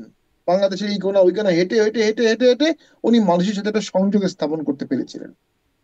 এখন ভোটের ব্যাপারে বিএনপি, আওয়ামী লীগ, জাতীয় পার্টি, জামাত, এবি পার্টি বা অন্য সকল পার্টি, বামপন্থী দল, এই স্ট্রাকচারে যদি মনে করেন এখানে আওয়ামী লীগ এবং তার অ্যালাইড শক্তি ভোটে নাই, সে ভোটগুলো অবশ্যম্ভাবী একটি বাস্কেটে যাবে। সে বাস্কেটটি জামাত বাস্কেট হবে না, সে বাস্কেটটি এবি পার্টি হবে না, সে বাস্কেটটি বিএনপি হতে পারে, জাতীয় পার্টিও হতে পারে। অথচ আর যদি আওয়ামী লীগ ভোট করে, তাহলে কিন্তু আওয়ামী লীগের ভোটটি আওয়ামী লীগের বাস্কেটে যাবে। তখন দেশে কোনো আচ্ছা, একটি একটা দল প্রশ্ন যদি একটু অ্যালাউ করেন, একচ্ছত্র। মাঝখান থেকে করে, জাতীয় পার্টিও কি নির্বাচন করতে পারবে? মানে যেই আলোচনায় না, আওয়ামী সেটা লীগকে নির্বাচন করতে দেওয়া হবে না বলা হচ্ছে, সেই একই আলোচনায় জাতীয় পার্টির বিষয়টাও উঠেছে, যদিও এটির বিষয়ে কোনো ব্যাপারেই একদম সমাধানে আসা যায়নি। আমার ব্যক্তিগত অভিমত যে জাতীয় পার্টি এবং আওয়ামী লীগকে বাদ দিয়ে দেশে কোনো ইলেকশন হবে না। আমি যতটুকু আইনগত কাঠামোটা বুঝি। তবে যদি প্রচন্ড ভায়োলেন্স হয়, লেভেল প্লেইং ফিল্ড না থাকে, তখন জাতীয় পার্টি কি করবে সেটা তখনকার সময় দেখা যাবে। তো ভোটকে যদি আপনার বহুদলীয় ভোট হয়, তাহলে আন্দোলনকারী যারা, তারা তাদের ভোটটা কিন্তু তাদের বাস্কেটে পাবে, কিন্তু বাকি ভোটগুলো ভাগ হবে। তখন দেশে বরঞ্চ একটা পলিটিক্যাল ডাইমেনশন হতে পারে। আমি খুব খোলামেলা বলি, এই দেশটাকে যদি আপনি ভবিষ্যৎ স্বৈরতন্ত্রের হাত থেকে অবশ্যম্ভাবী নিয়ন্ত্রণ করতে চান, তাহলে হ্যাঙ্গিং গভর্নমেন্ট করতে হবে। কোনো দল 150টি পাবে না, আরেকটি দল বা দুটি দলের সহযোগিতায় 160-70 নিয়ে সংসদে যাবে। যখনই সেই দলটি স্বৈরাচার হবে, তার অ্যালাইনটা সরে আসবে, সরকার পতন হবে, সরকার ভয়ে থাকবে। সরকার যদি ভয়ে না থাকে, তাহলে থার্ড ইয়ারে গিয়ে সরকার স্বৈরাচার হয়ে যায়, আগের সকল সরকার হয়েছে। এছাড়া কি করে একটি বড় বৃহত্তর বিরোধী দল করা যায়? ধরে নিলাম বিএনপি ক্ষমতায় আসবে, তাহলে বাকি দলগুলোর তো উচিত ছিল, যারা এই আন্দোলনে সফল হয়েছে ফ্রন্ট ফেজ, বাকি সব দলগুলোকে এক পতাকায় নিয়ে আসা। সেটা আওয়ামী লীগও হতে পারে। যদি এক পতাকায় না আনেন, তাহলে বিশাল সরকারি দল হবে। যে প্রবলেমটা আমরা পার্লামেন্টে ফেস করেছি, আমরা গুটি কয়েক লোক কথা বলতাম, সবাই আমাদের বিরুদ্ধে, হইচই হাঙ্গামা, কমিটি টমিটি সব সরকারি দল, কমিটির সব সভাপতি সরকারি দল। সংসদ অকার্যকর হয় কখন? যখন সরকারি দল 250+ সিটে চলে যায়, 220+ সিটে চলে যায়, তখন আর সংসদ থাকে না, কারণ সমস্ত কমিটি সবকিছু তাদের নিয়ন্ত্রণে চলে যায়। সেখান থেকে ভবিষ্যৎ ইলেকশনে সীমাবদ্ধ সরকার করতে গেলে সীমাবদ্ধ মেম্বার অফ পার্লামেন্টের সরকার করতে হবে। সেটা কিভাবে করা যায়? সেই পলিটিক্যাল স্টেটসম্যানশিপটা কাউকে না কাউকে নিতে হবে। এটা আওয়ামী লীগ কোনো ইস্যু না, এখানে জাতীয় পার্টি বিএনপি কোনো ইস্যু না। ইস্যু হচ্ছে ভবিষ্যৎ বাংলাদেশ, ইস্যু হচ্ছে এই বিশাল আন্দোলন, এই বিশাল স্যাক্রিফাইসটাকে আপনি কিভাবে রাষ্ট্র পরিচালনায় প্রতিফলিত করবেন। জি। এখন তো চলছে অ্যাডহক সিস্টেম, অ্যাডহক সিস্টেমের সমালোচনা করা যায়, কিন্তু আসলে অ্যাডহক সিস্টেম কোনো সিস্টেম না। পার্মানেন্সি যখন আসবে, সেই পার্মানেন্সিটাও কি রেপ্লিকা হবে, নাকি আমরা একটু বেটার দেখবো? আহ জামাত তো 2001 থেকে 2006 বিএনপিকে নিবৃত করতে পারেনি। 21শে আগস্টের গ্রেনেড হত্যা, বাংলাদেশের 53 জেলায় বোম ফুটেছে, সেখানে কি জামাত দায়িত্বশীল সরকারি দলের ভূমিকা পালন করেছে? হ্যাঁ, একটা কথা বলতে হবে, জামাতের অধীনস্থ মন্ত্রণালয়গুলোতে জামাতের মন্ত্রীরা আর্থিকভাবে কোনো অসঙ্গতি করেনি, সৎ ছিলেন। এটা আমরা যতটুকু পারসেপশনে বুঝি। কিন্তু দেশে তো 21শে আগস্ট হয়েছে, মানুষকে বোম দিয়ে মারা হয়েছে, দেশে জঙ্গিবাদের উত্থান হয়েছে, এবং প্রত্যেকটা পলিটিক্যাল ইস্যুতে সেই সময়, দুঃখজনক, জামাত কিন্তু ট্রেডিশনাল পলিটিক্যাল বক্তব্যই দিয়েছে। ভ্যানিটি ব্যাগে করে বোম আনা হয়েছে, সবকিছু ইন্ডিয়ার উপর চাপিয়ে দিয়েছে, সবকিছু আওয়ামী লীগের উপর চাপিয়ে দিয়েছে। তো ওই যে বললাম, কাঠামোটা যখন আপনি স্বৈরতন্ত্রের থাকবে, সকলেই সেখানে স্বৈরতন্ত্র হয়ে যাবে। জি। আর আওয়ামী লীগ যেহেতু 15 বছর বা 16 বছর ছিল, টানা 16 বছর কিউমুলেটিভ স্বৈরতন্ত্রের মধ্যে পড়ে আজকে এই অবস্থা হয়েছে। জি। সামনে যে সরকার হবে, যে দল, তারা যদি আবার সেকেন্ড টাইম ক্ষমতায় আসে, তারাও স্বৈরাচার হবে। একটা গ্র্যান্ড অ্যালায়েন্স করতে হবে। ঠিক আছে, সরকার ওই দলটি করতে পারে, বাকি সব দল মিলে সংসদে 140, 150, 130 আসন নিতে হবে। তা না হলে দেশটি আবার এলোমেলো হয়ে জি, যাবে। ব্যারিস্টার পাটোয়ারি, ধন্যবাদ আপনাকে। এইখান থেকে আসলে ব্যারিস্টার ফুয়াদের কাছে ওই প্রশ্নগুলো আসে যে সেই রকম কিছু ভাবনার মানে কিভাবে সম্ভব। যেই প্রশ্নটি আমি ব্যারিস্টার শামীম পাটোয়ারিকেও করছিলাম যে নির্বাচনে আওয়ামী লীগের বিষয়ে যেরকম একটা সিদ্ধান্ত বা একটা অভিমত তৈরি হচ্ছে, সেটি জাতীয় পার্টির ক্ষেত্রেও এরকম অভিযোগ ছিল বা 14 দল, সেই বিষয়েও আসলে কোনো বিষয় আছে কিন্তু ছোট্ট করে একটু শুনে মন্তব্য পড়ব। আপনার কাছে আমার আরও প্রশ্ন আছে ব্যারিস্টার ফুয়াদ। না, একটা বিষয় হচ্ছে যে ওইটা তো আমি রেফার করে দিয়েছি অলরেডি, যে মানে এখানে আমার মতের থেকেও হচ্ছে যে আপনার কনসেনসাস বেসড ওপিনিয়নটা বেশি ইম্পর্ট্যান্ট। কারণ হচ্ছে এটা একটা হিস্টোরিক্যাল ক্রিটিক্যাল জাংচারে আমরা আছি। আমরা এই জায়গাতে যদি ভুল করি, আমরা সবাই কালেকটিভলি সাফার করব। গণ অভ্যুত্থানের পক্ষে যারা ছিল আর গণ অভ্যুত্থানের বিপক্ষে থেকে যারা গণহত্যা চালিয়েছেন, সবাই কালেকটিভলি সাফার করব। ব্যুরোক্রেসির ব্যাপারে যেটা শামীম ভাই বলছিলেন যে সরকার ইন কনফিডেন্স তাদেরকে আনতে পারে নাই, এইটা থেকে আমার কাছে মনে হচ্ছে আসলে আনা সম্ভব কিনা এই জায়গাটা। আমি ভিতরের যতটুকু খোঁজ খবর দেখতে পাচ্ছি, যেমন ধরেন পুলিশ ফোর্স 2.5 লাখ, এর ভিতর 1,60,000 হচ্ছে ছাত্রলীগ গোপালগঞ্জের রিক্রুট। মানে মানে সে যে দরগায় বড় হইছে, যেই পীরের তারা মুরিদ, এই পীর ছাড়া তো সে আসলে আর কোনো পীরকে মানে আশেপাশে পীর মনে করে নাই। এখানে তো যদি নাগরিক হইতো দেশের মানুষ ওই সেন্সে, এই পুলিশ প্রশাসন তো প্রফেশনাল কনস্টেবল, প্রফেশনাল এসআই হিসেবে ট্রেন্ড হয় নাই গত 16 বছর। এই জন্য সমস্যা যেটা হয়েছে যে আমার টোটাল ব্যুরোক্রেসির 80% কোনো না কোনো ফর্মে গত 16 বছর আওয়ামী লীগের বেনিফিশিয়ারি দালালি করেছে। তো তাছাড়াও এখন সে আর একটা প্রশ্ন একটু যোগ করি যে এখন কি পীর বদলাচ্ছে কিনা, কারণ উপদেষ্টা আসিফ মাহমুদ, উপদেষ্টা নাহিদ ইসলাম তারা বলছেন প্রশাসনের উঁচু মানে উঁচু থেকে নিচু পর্যায় পর্যন্ত, পুলিশের আইজি নিয়োগ থেকে শুরু করে নির্বাচন কমিশন নানান জায়গায় বিএনপি এখন চাপ দিচ্ছে, বিএনপি চাপ দিয়ে তাদের লোক ঢোকানোর জন্য চাপ দিচ্ছে বা এই নিয়োগগুলোর পেছনে চাপ দিচ্ছে। মানে তাহলে কি আসলে শুধুমাত্র পীর বদলাচ্ছে কিনা? আবার বিএনপি এদিকে অভিযোগ করছে জামাত সরকার চালাচ্ছে, জামাত তাদের লোক কৌশলে ঢুকিয়ে দিচ্ছে, সব জায়গায় জামাত ঢুকে যাচ্ছে। এই জন্য মানে আগে যেটা আওয়ামী লীগের দ্বারা ছিল, পীর ছিল আওয়ামী লীগ, এখন পীর বদলাচ্ছে কিনা? বাংলাদেশে এটা তো একটা মানে ভেরি আনফরচুনেট রিয়ালিটি আর কি, যে দিন শেষে আপনার এখানে যে একটা ইন্ডিপেন্ডেন্ট ব্যুরোক্রেসি থাকার কথা ছিল, যেটা ব্রিটিশ মডেলের ব্যুরোক্রেসি, এটা নাই। বাংলাদেশে এটা হয়েছে যে আমরা ইনহেরিট করেছি ওয়েস্টমিনিস্টার হোয়াইট হল মডেলের ব্যুরোক্রেসি, কিন্তু আমরা রান করি এটা আসলে হোয়াইট হাউস মডেলের ব্যুরোক্রেসি, যে আমরা এটা সবাইকে আমাদের দলীয় করে ফেলি। হোয়াইট হাউসে দেখছেন না, ট্রাম্প টোটাল 3-3.5 হাজার নতুন ব্যুরোক্রেট নিয়ে চলে গেছে, কয়েকশো ডিপ্লোম্যাটকে একদম 24 ঘন্টার নোটিসে বাইর করে দিচ্ছে। তো এখন দিন শেষে এইটাই আমার গভর্নেন্সের একটা বড় সংকটের জায়গা, যে এবং এটা থেকে আমরা যে কিভাবে হুটহাট করে উঠে আসব, এটারও কোনো কুইক আনসার আমার কাছে নাই, বাট এই তর্কটা উঠতে হবে, চলতে হবে। বিএনপি যেহেতু দলের সাইজ বড়, বিএনপি যেহেতু ইনোভেটিভলি মোটামুটি ক্ষমতায় আসছে, এটা ধরেন 90% একটা রিয়েলিটি বাংলাদেশের কনটেক্সটে। তো ওই যে শামীম ভাই বলেছে যে ব্যুরোক্রেসির মানে একটা মানে আওয়ামী জাতীয়তাবাদী বঞ্চিত লীগে পরিণত হয়েছে। মানে অরিজিনালি হইলো আসলে আওয়ামী লীগের লোক, কিন্তু সে এখন জাতীয়তাবাদী ক্যাটাগরিতে আইসা নিজেকে বঞ্চিত দাবি করতেছে। দিন শেষে এটা সবাই আসলে তারা সেলফ ইন্টারেস্টে কাজ করছে। এবং আমরা যেটা খোঁজ খবর পাইলাম যে নিঃসন্দেহে আওয়ামী লীগের আমলে বিএনপি জামাতের ব্যুরোক্রেটরা ওই ঘরানার মানুষজন ক্ষতিগ্রস্ত হয়েছে, কিন্তু শুধুমাত্র পলিটিক্যাল কারণে ক্ষতিগ্রস্ত হয়েছে এমন লোকের সংখ্যা খুব কম, লার্জলি কিন্তু ইনকম্পিটেন্সের কারণে হয়েছে। তাহলে কোন বঞ্চিত হওয়াটা পলিটিক্যাল আর কোন বঞ্চিত হওয়াটা ইনকম্পিটেন্স, অথবা ধরেন আপনি ক্রাইম করছেন, কারাপশন করেছেন, আপনি ওএসডি ছিলেন, আপনি ভালো ব্যাড এসিআর পাইছেন, এইটার কোনো জাজমেন্ট হচ্ছে না। এই জন্য যেটা হচ্ছে ব্যুরোক্রেসির ভিতরে একটা ক্যাওয়াস চলতেছে। তো এই ক্যাওয়াসটা আপনার যেহেতু কন্টিনিউয়াসলি তাকে নষ্ট করা হয়েছে, এটার কোনো কুইক সলিউশনও নাই। তারা কিন্তু চেষ্টা করছে যে আমরা কি রিটায়ারমেন্ট থেকে আনবো, আমরা কি আওয়ামী লীগের আমলের কিছু ভালো সচিবকে রাখবো, আমরা কি চুক্তিভিত্তিক নিয়োগ দিব, আমরা কি যারা বঞ্চিত ছিল তাদেরকে পটাপট 3-4টা প্রমোশন দিয়ে এনে পদে দিব।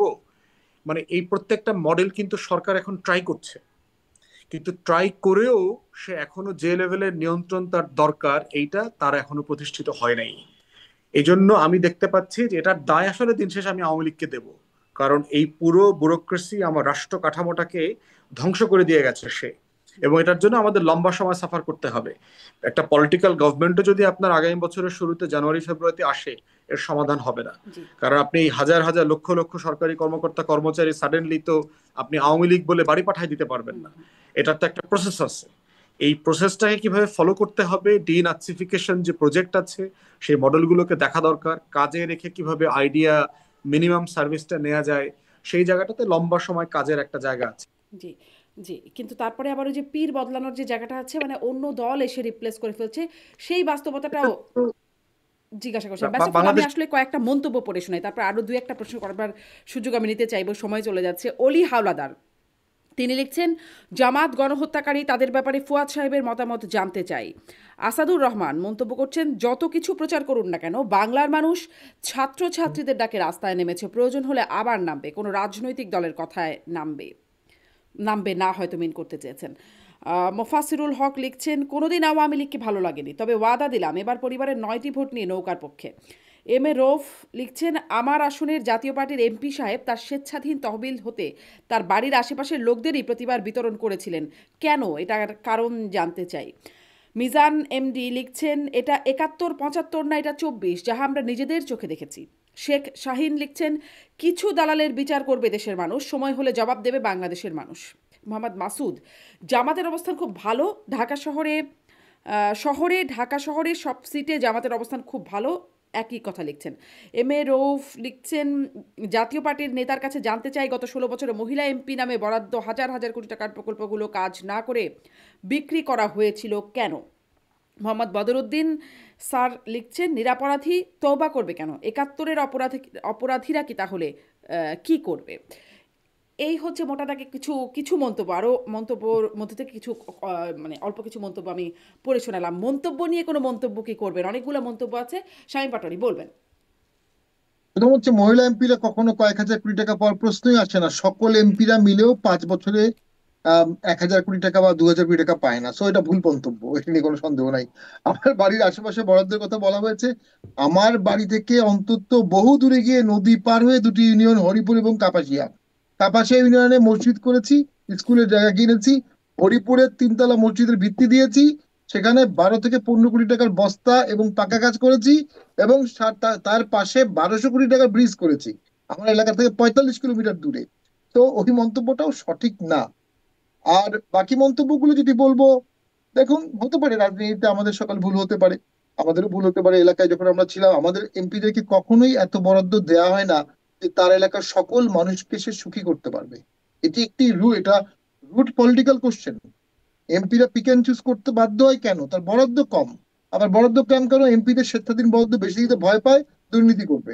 এটাও একটা চেকস অ্যান্ড ব্যালেন্স আনতে হবে, যে এমপিরা প্রচুর বরাদ্দ পাবে, আবার সৎভাবে সেই বরাদ্দটা খরচ করতে বাধ্য হবে। এই জায়গাটায় কিন্তু রাষ্ট্র খুব দুর্বল। আমি অনেক জায়গায় বলেছি, এখনো বলছি, প্রতি বছর যে বাজেট হয়, সেই বাজেটের 1%ও এমপিরা সরাসরি খরচ করতে পারে না, 1%ও না। তাহলে বাকি 99% কিন্তু ব্যুরোক্রেসি করে। আরেকটি মন্তব্য করে শেষ করে দিচ্ছি। হ্যাঁ, ব্যুরোক্রেসির মধ্যে আওয়ামী লীগের ইমপ্লান্ট আছে, অস্বীকার করা যাবে না। ব্যুরোক্রেসির মধ্যে তীব্রভাবে আওয়ামী লীগের বীজ ঢুকানো আছে।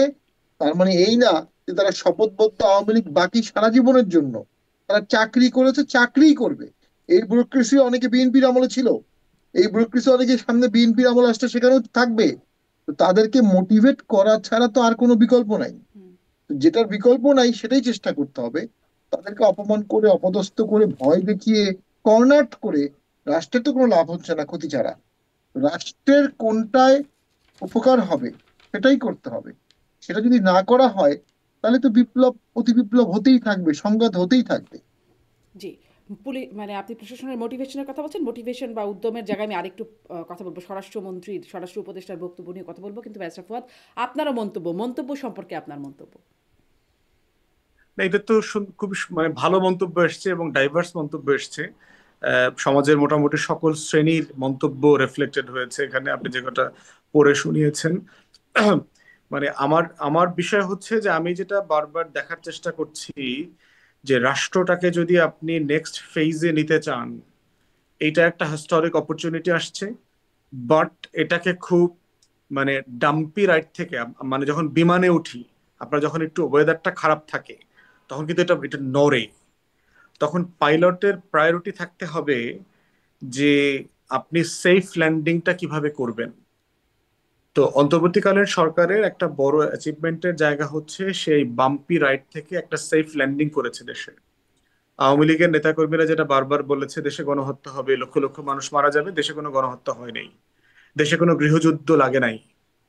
অতএব সেই জায়গাগুলোতে আমাদেরকে একটা ক্রেডিট আমরা কালেকটিভলি সবাই নিতে পারি, এবং সকল রাজনৈতিক দলের এখানে কন্ট্রিবিউশন আছে।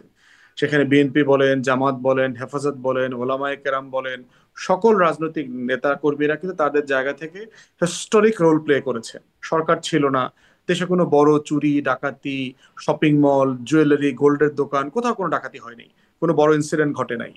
তো সেই জায়গাতে আমরা বোধ করছি যে আমরা যদি একটা কনসেনসাস বিল্ডিং এক্সারসাইজে যাই, এটাই আলটিমেটলি আমাদেরকে জাহাজটাকে আপনার গন্তব্যে ভিড়ায় দেবে। এবং এই জন্য আমি প্রফেসর ইউনূসকে যে কারণে অ্যাপ্রিসিয়েট করছি, যে উনি জাতীয় ঐক্যমতের কমিশন করবার কিন্তু সিদ্ধান্ত নিয়েছেন। 16 ডিসেম্বরে যে ওনার বক্তব্য ছিল, সেখানে উনি বলেছেন যেটা উনি নিজে চেয়ার করবেন, এবং ড্যাভোসেও কিন্তু ওনার বিভিন্ন ইন্টারভিউতে এই কথাটা এসছে যে রিকমেন্ডেশন গুলো চলে আসবার পরে উনি পলিটিক্যাল পার্টির সাথে ওনার কনসেনসাস কমিশন নিয়ে উনি বসবেন, মিনিমাম কমন এগ্রিমেন্টের জায়গা যেখানে আসবে সেখানেই উনি সবাইকে রিফর্মটা আন্ডারটেক করবেন। তো প্রফেসর ইউনূস পারসিস্টেন্টলি মনে হয়েছে যে ওনার জায়গাতে, ওনার দৃষ্টিভঙ্গিতে উনি পরিষ্কার আছেন। খুব বড় চ্যালেঞ্জ নেওয়ার মতো জায়গাতে উনি, রেভলিউশনারি মানুষ না, ওনার অ্যাডভাইজাররা রেভলিউশনারি না, এবং এটার প্রবলেমও আছে। ওই যে শামীম ভাই বলছেন যে এরা ভিজিবল না, এরা মোস্ট অফ দেম তাদের যার যার জায়গাতে হয়তো অনেক কম্পিটেন্ট, কিন্তু রাষ্ট্র সাপেক্ষে অধিকাংশ উপদেষ্টাকে আমার খুব ইনকম্পিটেন্ট মনে হয়েছে। তারা আসলে রাষ্ট্র বোঝেন না, দেশ বোঝেন না, গভর্নেন্স বোঝেন না, এবং এটা আমাদের একটা কালেকটিভ ফেইলিওর, এটা পলিটিক্যাল পার্টিরও ফেইলিওর। রাষ্ট্র যারা চালায়, দেশের বুদ্ধিজীবী, সিভিল সোসাইটি, সবাই রাষ্ট্র কাঠামোটাকে আসলে ভালো বোঝেন না, যে কোথায় গভর্নেন্সের ঘাটতি আছে, কোনটা কত সুন্দর করে করা যায়, কোন কাজটা টাকার অপচয় কমায় দিয়ে কম টাকায় কিভাবে করা যায়। এটা বারবার না করবার কারণে যেটা হয়েছে যে আমরা বারবার ভুল করছি, আমরা স্লিপ করছি। তো এটাই আমি আমি যেটা আশাবাদের জায়গা হচ্ছে যে একটা জাতির পলিটিক্যাল কনসাসনেস তৈরি হইলে আমাদের এই বাম্পি রাইডের মুহূর্তগুলো আসবে, কিন্তু আমরা আবার এই লড়াই করে করে একটা সেফ ল্যান্ডিং এর দিকেও যাব। তো এটা হয়তো আরেকটু ডিফিকাল্ট টাইম আমাদের সামনে আছে, কিন্তু আমি খুবই আশাবাদী যে বিশাল ইউথরা পলিটিক্যালি কনসাস হয়েছে। যেটা আমি বলি যে শেখ হাসিনার ব্যাপারে অনেকে আমাকে আওয়ামী লীগের লোকজন জিজ্ঞেস করে যে একটা গুণও, একটা প্রশংসাও কি করা যায় না শেখ হাসিনার গত 16 বছরে। তা আমি অনেক ভেবেছি যে শেখ হাসিনার অবদান কি কি কি বলা যাবে। আমি যদি কখনো ধরেন আমার বুড়া বয়সে বেকার হয়ে যাওয়ার পরে আমি যদি আত্মজীবনী লিখি, আমাকে তো শেখ হাসিনা নিয়ে লিখতে হবে, শারমিন আপাকে নিয়েও লিখতে হবে, ওনার উপস্থাপনা নিয়ে লিখবো, শামীম ভাইকে নিয়েও লিখবো, কিছু না কিছু প্যারাগ্রাফ তো থাকবে বিভিন্ন জায়গাতে। তো শেখ হাসিনাকে আমি যেখানে অবদান দিব সেটা হচ্ছে বাংলাদেশের আই হেইট পলিটিক্স জেনারেশনটাকে সে পলিটিক্যাল করে দিয়ে গেছে, যেটাকে আমরা চিৎকার চেঁচামেচি করে বক্তব্য দিয়ে অনলাইনে করতে পারি নাই। আমরা বলেছিলাম এগুলো ফার্মের মুরগি, সারাদিন অনলাইনে ফেসবুকে ইউটিউবে বুধ হয়ে থাকে। সেই ফার্মের মুরগিগুলো আপনি এখন কলেজে, বিশ্ববিদ্যালয়ে যান, চায়ের দোকানে যান, টিএসসি তে যান, মিনিমাম 100টা জায়গায় পলিটিক্যাল ডিসকাশন হচ্ছে, রাষ্ট্র নিয়ে কথা হচ্ছে, সংবিধান নিয়ে তর্ক চলছে। তো এইটা হচ্ছে শেখ হাসিনার সবচেয়ে বড় অবদান আওয়ামী লীগের, যে 3 সপ্তাহে 6 কোটি তরুণকে পলিটিক্যাল করে দিয়ে গেছে, এবং এইটার ইফেক্ট আগামী 30, 40, 50 ইয়ার্স পর্যন্ত চলবে। অতএব এইটাকে লিডারশিপের কাজ হচ্ছে এটাকে কিভাবে নেভিগেট করা যাবে, একটা ভিশনের দিকে নেওয়া যাবে, এবং দেশটাকে যেন আমরা সবাই মিলে যে একটা স্বপ্নের সোনার বাংলা দেখতে জি, চাই, ব্যারিস্টার সাহেব, সেইখানে সেই যেন আমরা সবাই মেলার জায়গাটাতেই বারবার আসলে প্রশ্নটা আসছে, যখন আসলে সেই সবাই তো মিলেই ছিল 5ই আগস্টের। দুশ্চিন্তা করিয়েন না আপু, আমরা সবাই একসাথে আছি। নিশ্চয়ই, আমাদের সেটাই তো চাওয়া, এবং সেটাই তো চাওয়া। মানে যখন দেখি যে সেখানে আবার আন্দোলনের জায়গা তৈরি হচ্ছে, তখনই আসলে এই প্রশ্নগুলো আপনাদের কাছে করি যে পথটা ঠিক আছে কিনা। একটু মানে মোটিভেশনের কথা বলছিলেন আপনারা, প্রশাসনের কাজের মোটিভেশনের কথা। স্বরাষ্ট্র উপদেষ্টা বলেছেন পুলিশের কাজের উদ্যম কমে, মানে আগের মতো নাই, উদ্যম বাড়াতে কাজ চলছে।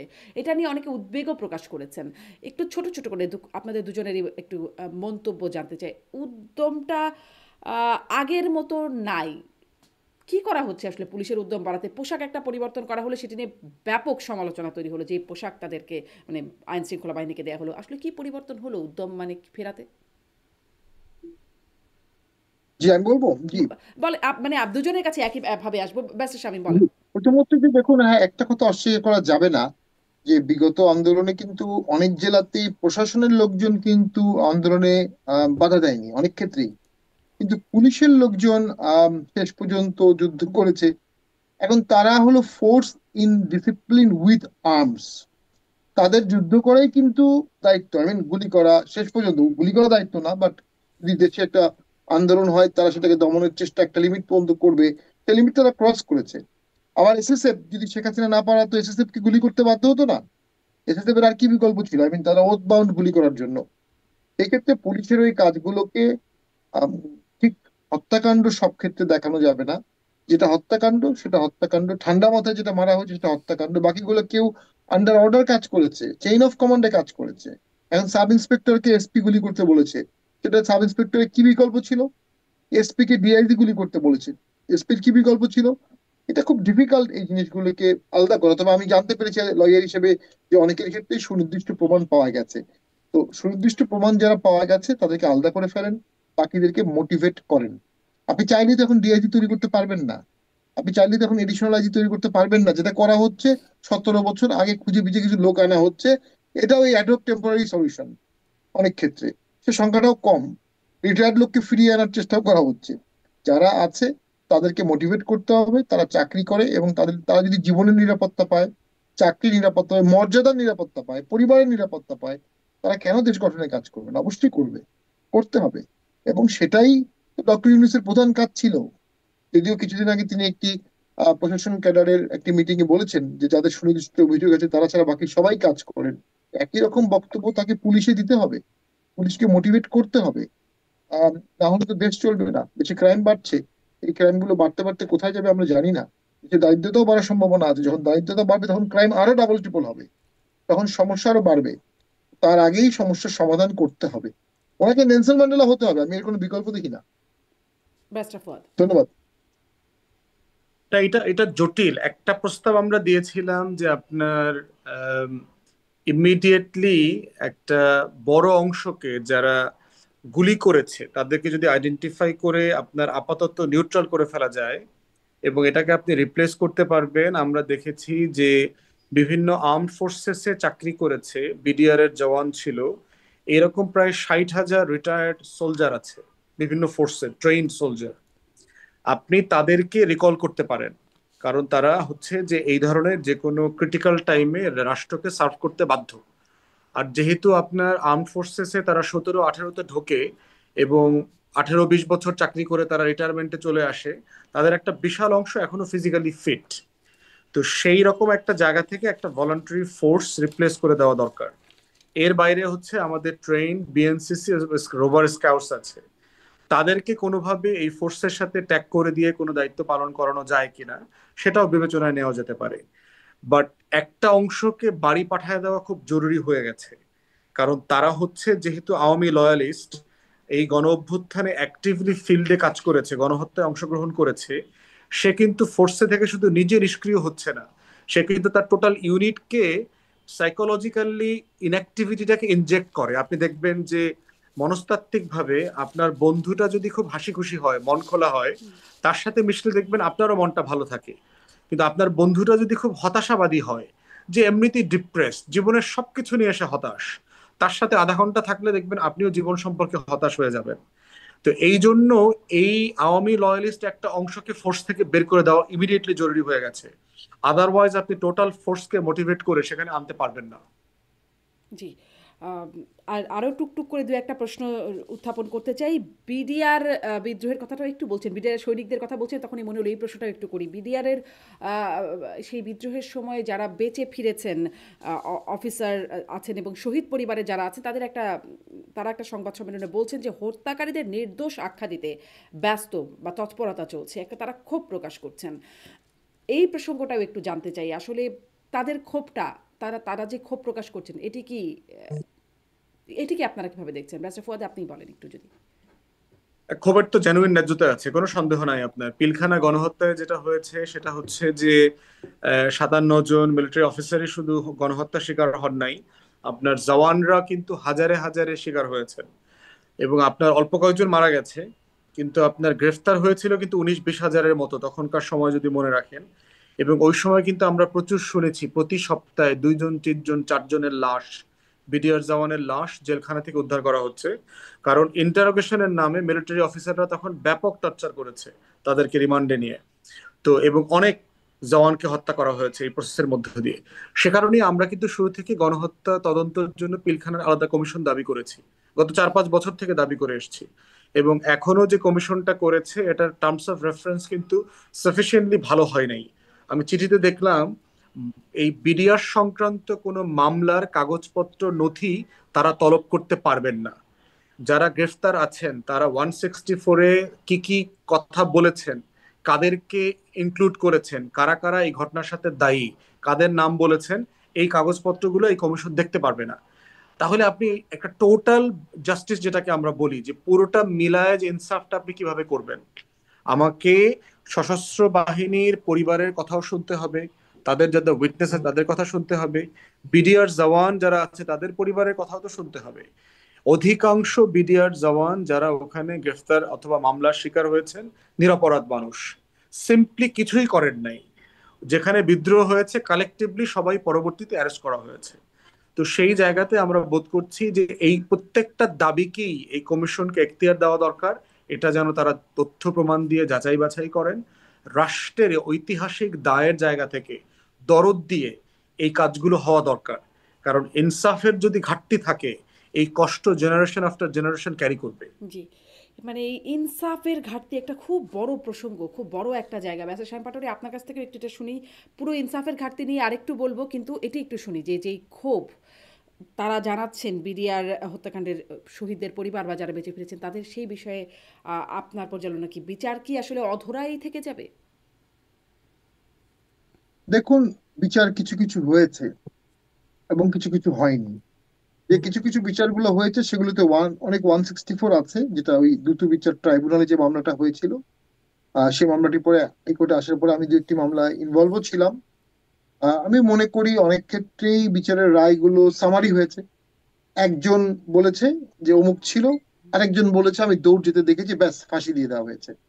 ব্যাপারটা এত সহজীকরণ করা ঠিক হয়নি। অন দ্য আদার হ্যান্ড, সেনাবাহিনীর ভিতরে ক্যান্টনমেন্টে যতগুলো ঘটনা ঘটে, কোনোটারই আসলে সিভিলিয়ান কোর্টে অথবা সিভিলিয়ান ট্রাইব্যুনালে অথবা সিভিলিয়ান কমিটিতে খুব একটা ভালো প্রতিবেদন আসছে এমন কোনো নিদর্শন নাই। জিয়া হত্যার মামলাও কিন্তু তাই। জিয়াউর রহমান মৃত্যুর পর একটা শ্বেতপত্র হয়েছিল, এরপরে সেটা নিয়ে আর কখনো খুব বেশি কিছু আসেনি। তো আমরা যেটা অনুভব করি যে এখানে অসংখ্য বান্ডেল, মানে এই মামলার যে বান্ডেল সেটা কিন্তু একটা ঘরের সমান হয় হুম, সমস্ত কাগজগুলো, এবং পুরো বান্ডেলেই একবার না একবার সবাই পড়েছে যারা মানে মূল কনসার্ন আইনজীবী ছিলেন। তো সেখানে পুরো ব্যাপারটা বিচারিক প্রক্রিয়ায় একটা ফুটে উঠেছে। একটা বিষয় তো সত্য, হাজার হাজার জওয়ান ওই দিন রাস্তায় নেমেছিল এবং হাজার হাজার জওয়ান ওই দিন অস্ত্র হাতে নিয়েছিল, এবং তারা অস্ত্র হাতে নিয়েছে, এবং সেই সময় প্যারালাল অনেকে মারা গেছে। শীর্ষ কর্মকর্তা কে মেরেছে আমি সেই দ্বন্দ্বে যাব না, কিন্তু ওই বিদ্রোহটা করার কারণেই তো মারার উসিলা পেল। এই বিদ্রোহটা আর্মি অ্যাক্টে ইজ এ মিউটিনি। বিডিআর আইনে একটা অপরাধ 8 বছর পর্যন্ত সাজা হয়। সে 8 বছর পর্যন্ত সাজা অনেকের হয়েছে। আর যারা মার্ডার ছিল, মার্ডারের অভিযোগ ছিল, তাদেরকে বিশেষ ট্রাইব্যুনাল অনেককে মৃত্যুদণ্ড দিয়েছে, 600-700 লোককে মনে হয় মৃত্যুদণ্ড দেওয়া আছে, যেগুলো এখন অ্যাপিলেট ডিভিশনে পেন্ডিং আছে। নাও যদি আপনি এখন নতুন করে বিডিআর কমিশন করে কোনো রিপোর্ট দেন, সেই রিপোর্ট দিলে ওই রায়ের কি হবে, ওই অ্যাপিলেট ডিভিশনের কি হবে? আর একটা বিচারিক বিষয় যখন অ্যাপিলেট ডিভিশনে আছে, সেটা আপনি তদন্ত কমিশন করে কি রিপোর্ট দিতে পারবেন, কেন দিবেন? এটা তো direct interference in criminal offence, এই ক্রিমিনাল ট্রায়াল। এটা ওই অ্যাপিলেট ডিভিশন থেকেই হতে হবে। অ্যাপিলেট ডিভিশনের যদি মামলাটা টোটাল যাচাই করে মনে হয় যেখানে একটা ফার্দার ইনভেস্টিগেশন প্রয়োজন, এটা একটা প্রয়োজন, আমি আইনগতভাবে বলি, কগনাইজেন্স নেয়ার পরে, আমলে নেয়ার পরে আপনি আর ফার্দার ইনভেস্টিগেশন করতে পারবেন না ক্রিমিনাল কেসে। সো বেসিক্যালি আমরা তো একটা লক সিস্টেমে আছি। হুম, রায়ে কেউ অ্যাকুইট হবে, কারো সাজা হবে, এর বাইরে ইনভেস্টিগেশন করার সুযোগ খুব কম। তবে গণশুনানি হতে পারে, মানুষ কি বলছে ওই সময় যারা ছিল তারা বলতে পারে, সেটা উচিত না, কারণ সেটা আবার ট্রায়ালকে এফেক্ট করবে। তো এখন আমি মনে করি সহজ সমাধান হচ্ছে অ্যাপিলেট ডিভিশনের মামলাটা দ্রুত শেষ করা। আবার যদি নতুন কারো নাম আসে, তাদের নামে ফ্রেশ মামলা করার সুযোগ আছে, ফ্রেশ মামলা করা যেতে পারে। তবে আমার ব্যক্তিগত অভিমত, এই বিষয়গুলো ঘাটাঘাটি করে কখনোই আমরা কোনো আমলেই কোনো বিষয়েই কোনো ভালো আউটকাম পাইনি। জি, বরঞ্চ সেনাবাহিনীর মধ্যে অন্তর্দ্বন্দ্ব বাড়বে, জি। সেনাবাহিনীর মধ্যে পারস্পরিক সন্দেহ বাড়বে। ওই একটা প্রতিষ্ঠান ঠিক রাখতে হবে, ওই একটা প্রতিষ্ঠান নষ্ট হয়ে গেলে বাংলাদেশ বঙ্গোপসাগরের নিচে চলে যাবে। জি, তো সেটা ব্যারিস্টার তো পাটোয়ারি, আমাদের তো দেওয়া যাবে না। স্পষ্ট এই জায়গাটি। ব্যারিস্টার ফুয়াদ, আপনার মতামত নিয়ে শেষ করব। ইনসাফের জায়গাটা আপনি বলছেন খুব একটা বিশাল একটা জায়গায় কথা বলছেন। সেখানে আমরা মানে 21শে আগস্টে দেখলাম তাদের সব খালাস হয়ে গেল, কোনো বিচার হলো না। মানে বিডিআর বিদ্রোহের ক্ষেত্রে এখন আবার পুনরায় রায়, এটা নিয়ে প্রশ্ন উঠছে। 10টা কষ্ট মামলায় মানে বিষয়গুলো এত মানে ইনসাফের জায়গাটা কি নিশ্চিত হচ্ছে নাকি আম, মানে আরও বেইনসাফির জায়গায় কোথাও চলে যাওয়ার রাস্তা তৈরি হচ্ছে? আপনাদের পর্যালোচনা কি, একজন আইনজীবী হিসেবেও বটে, একটু জানতে চাই।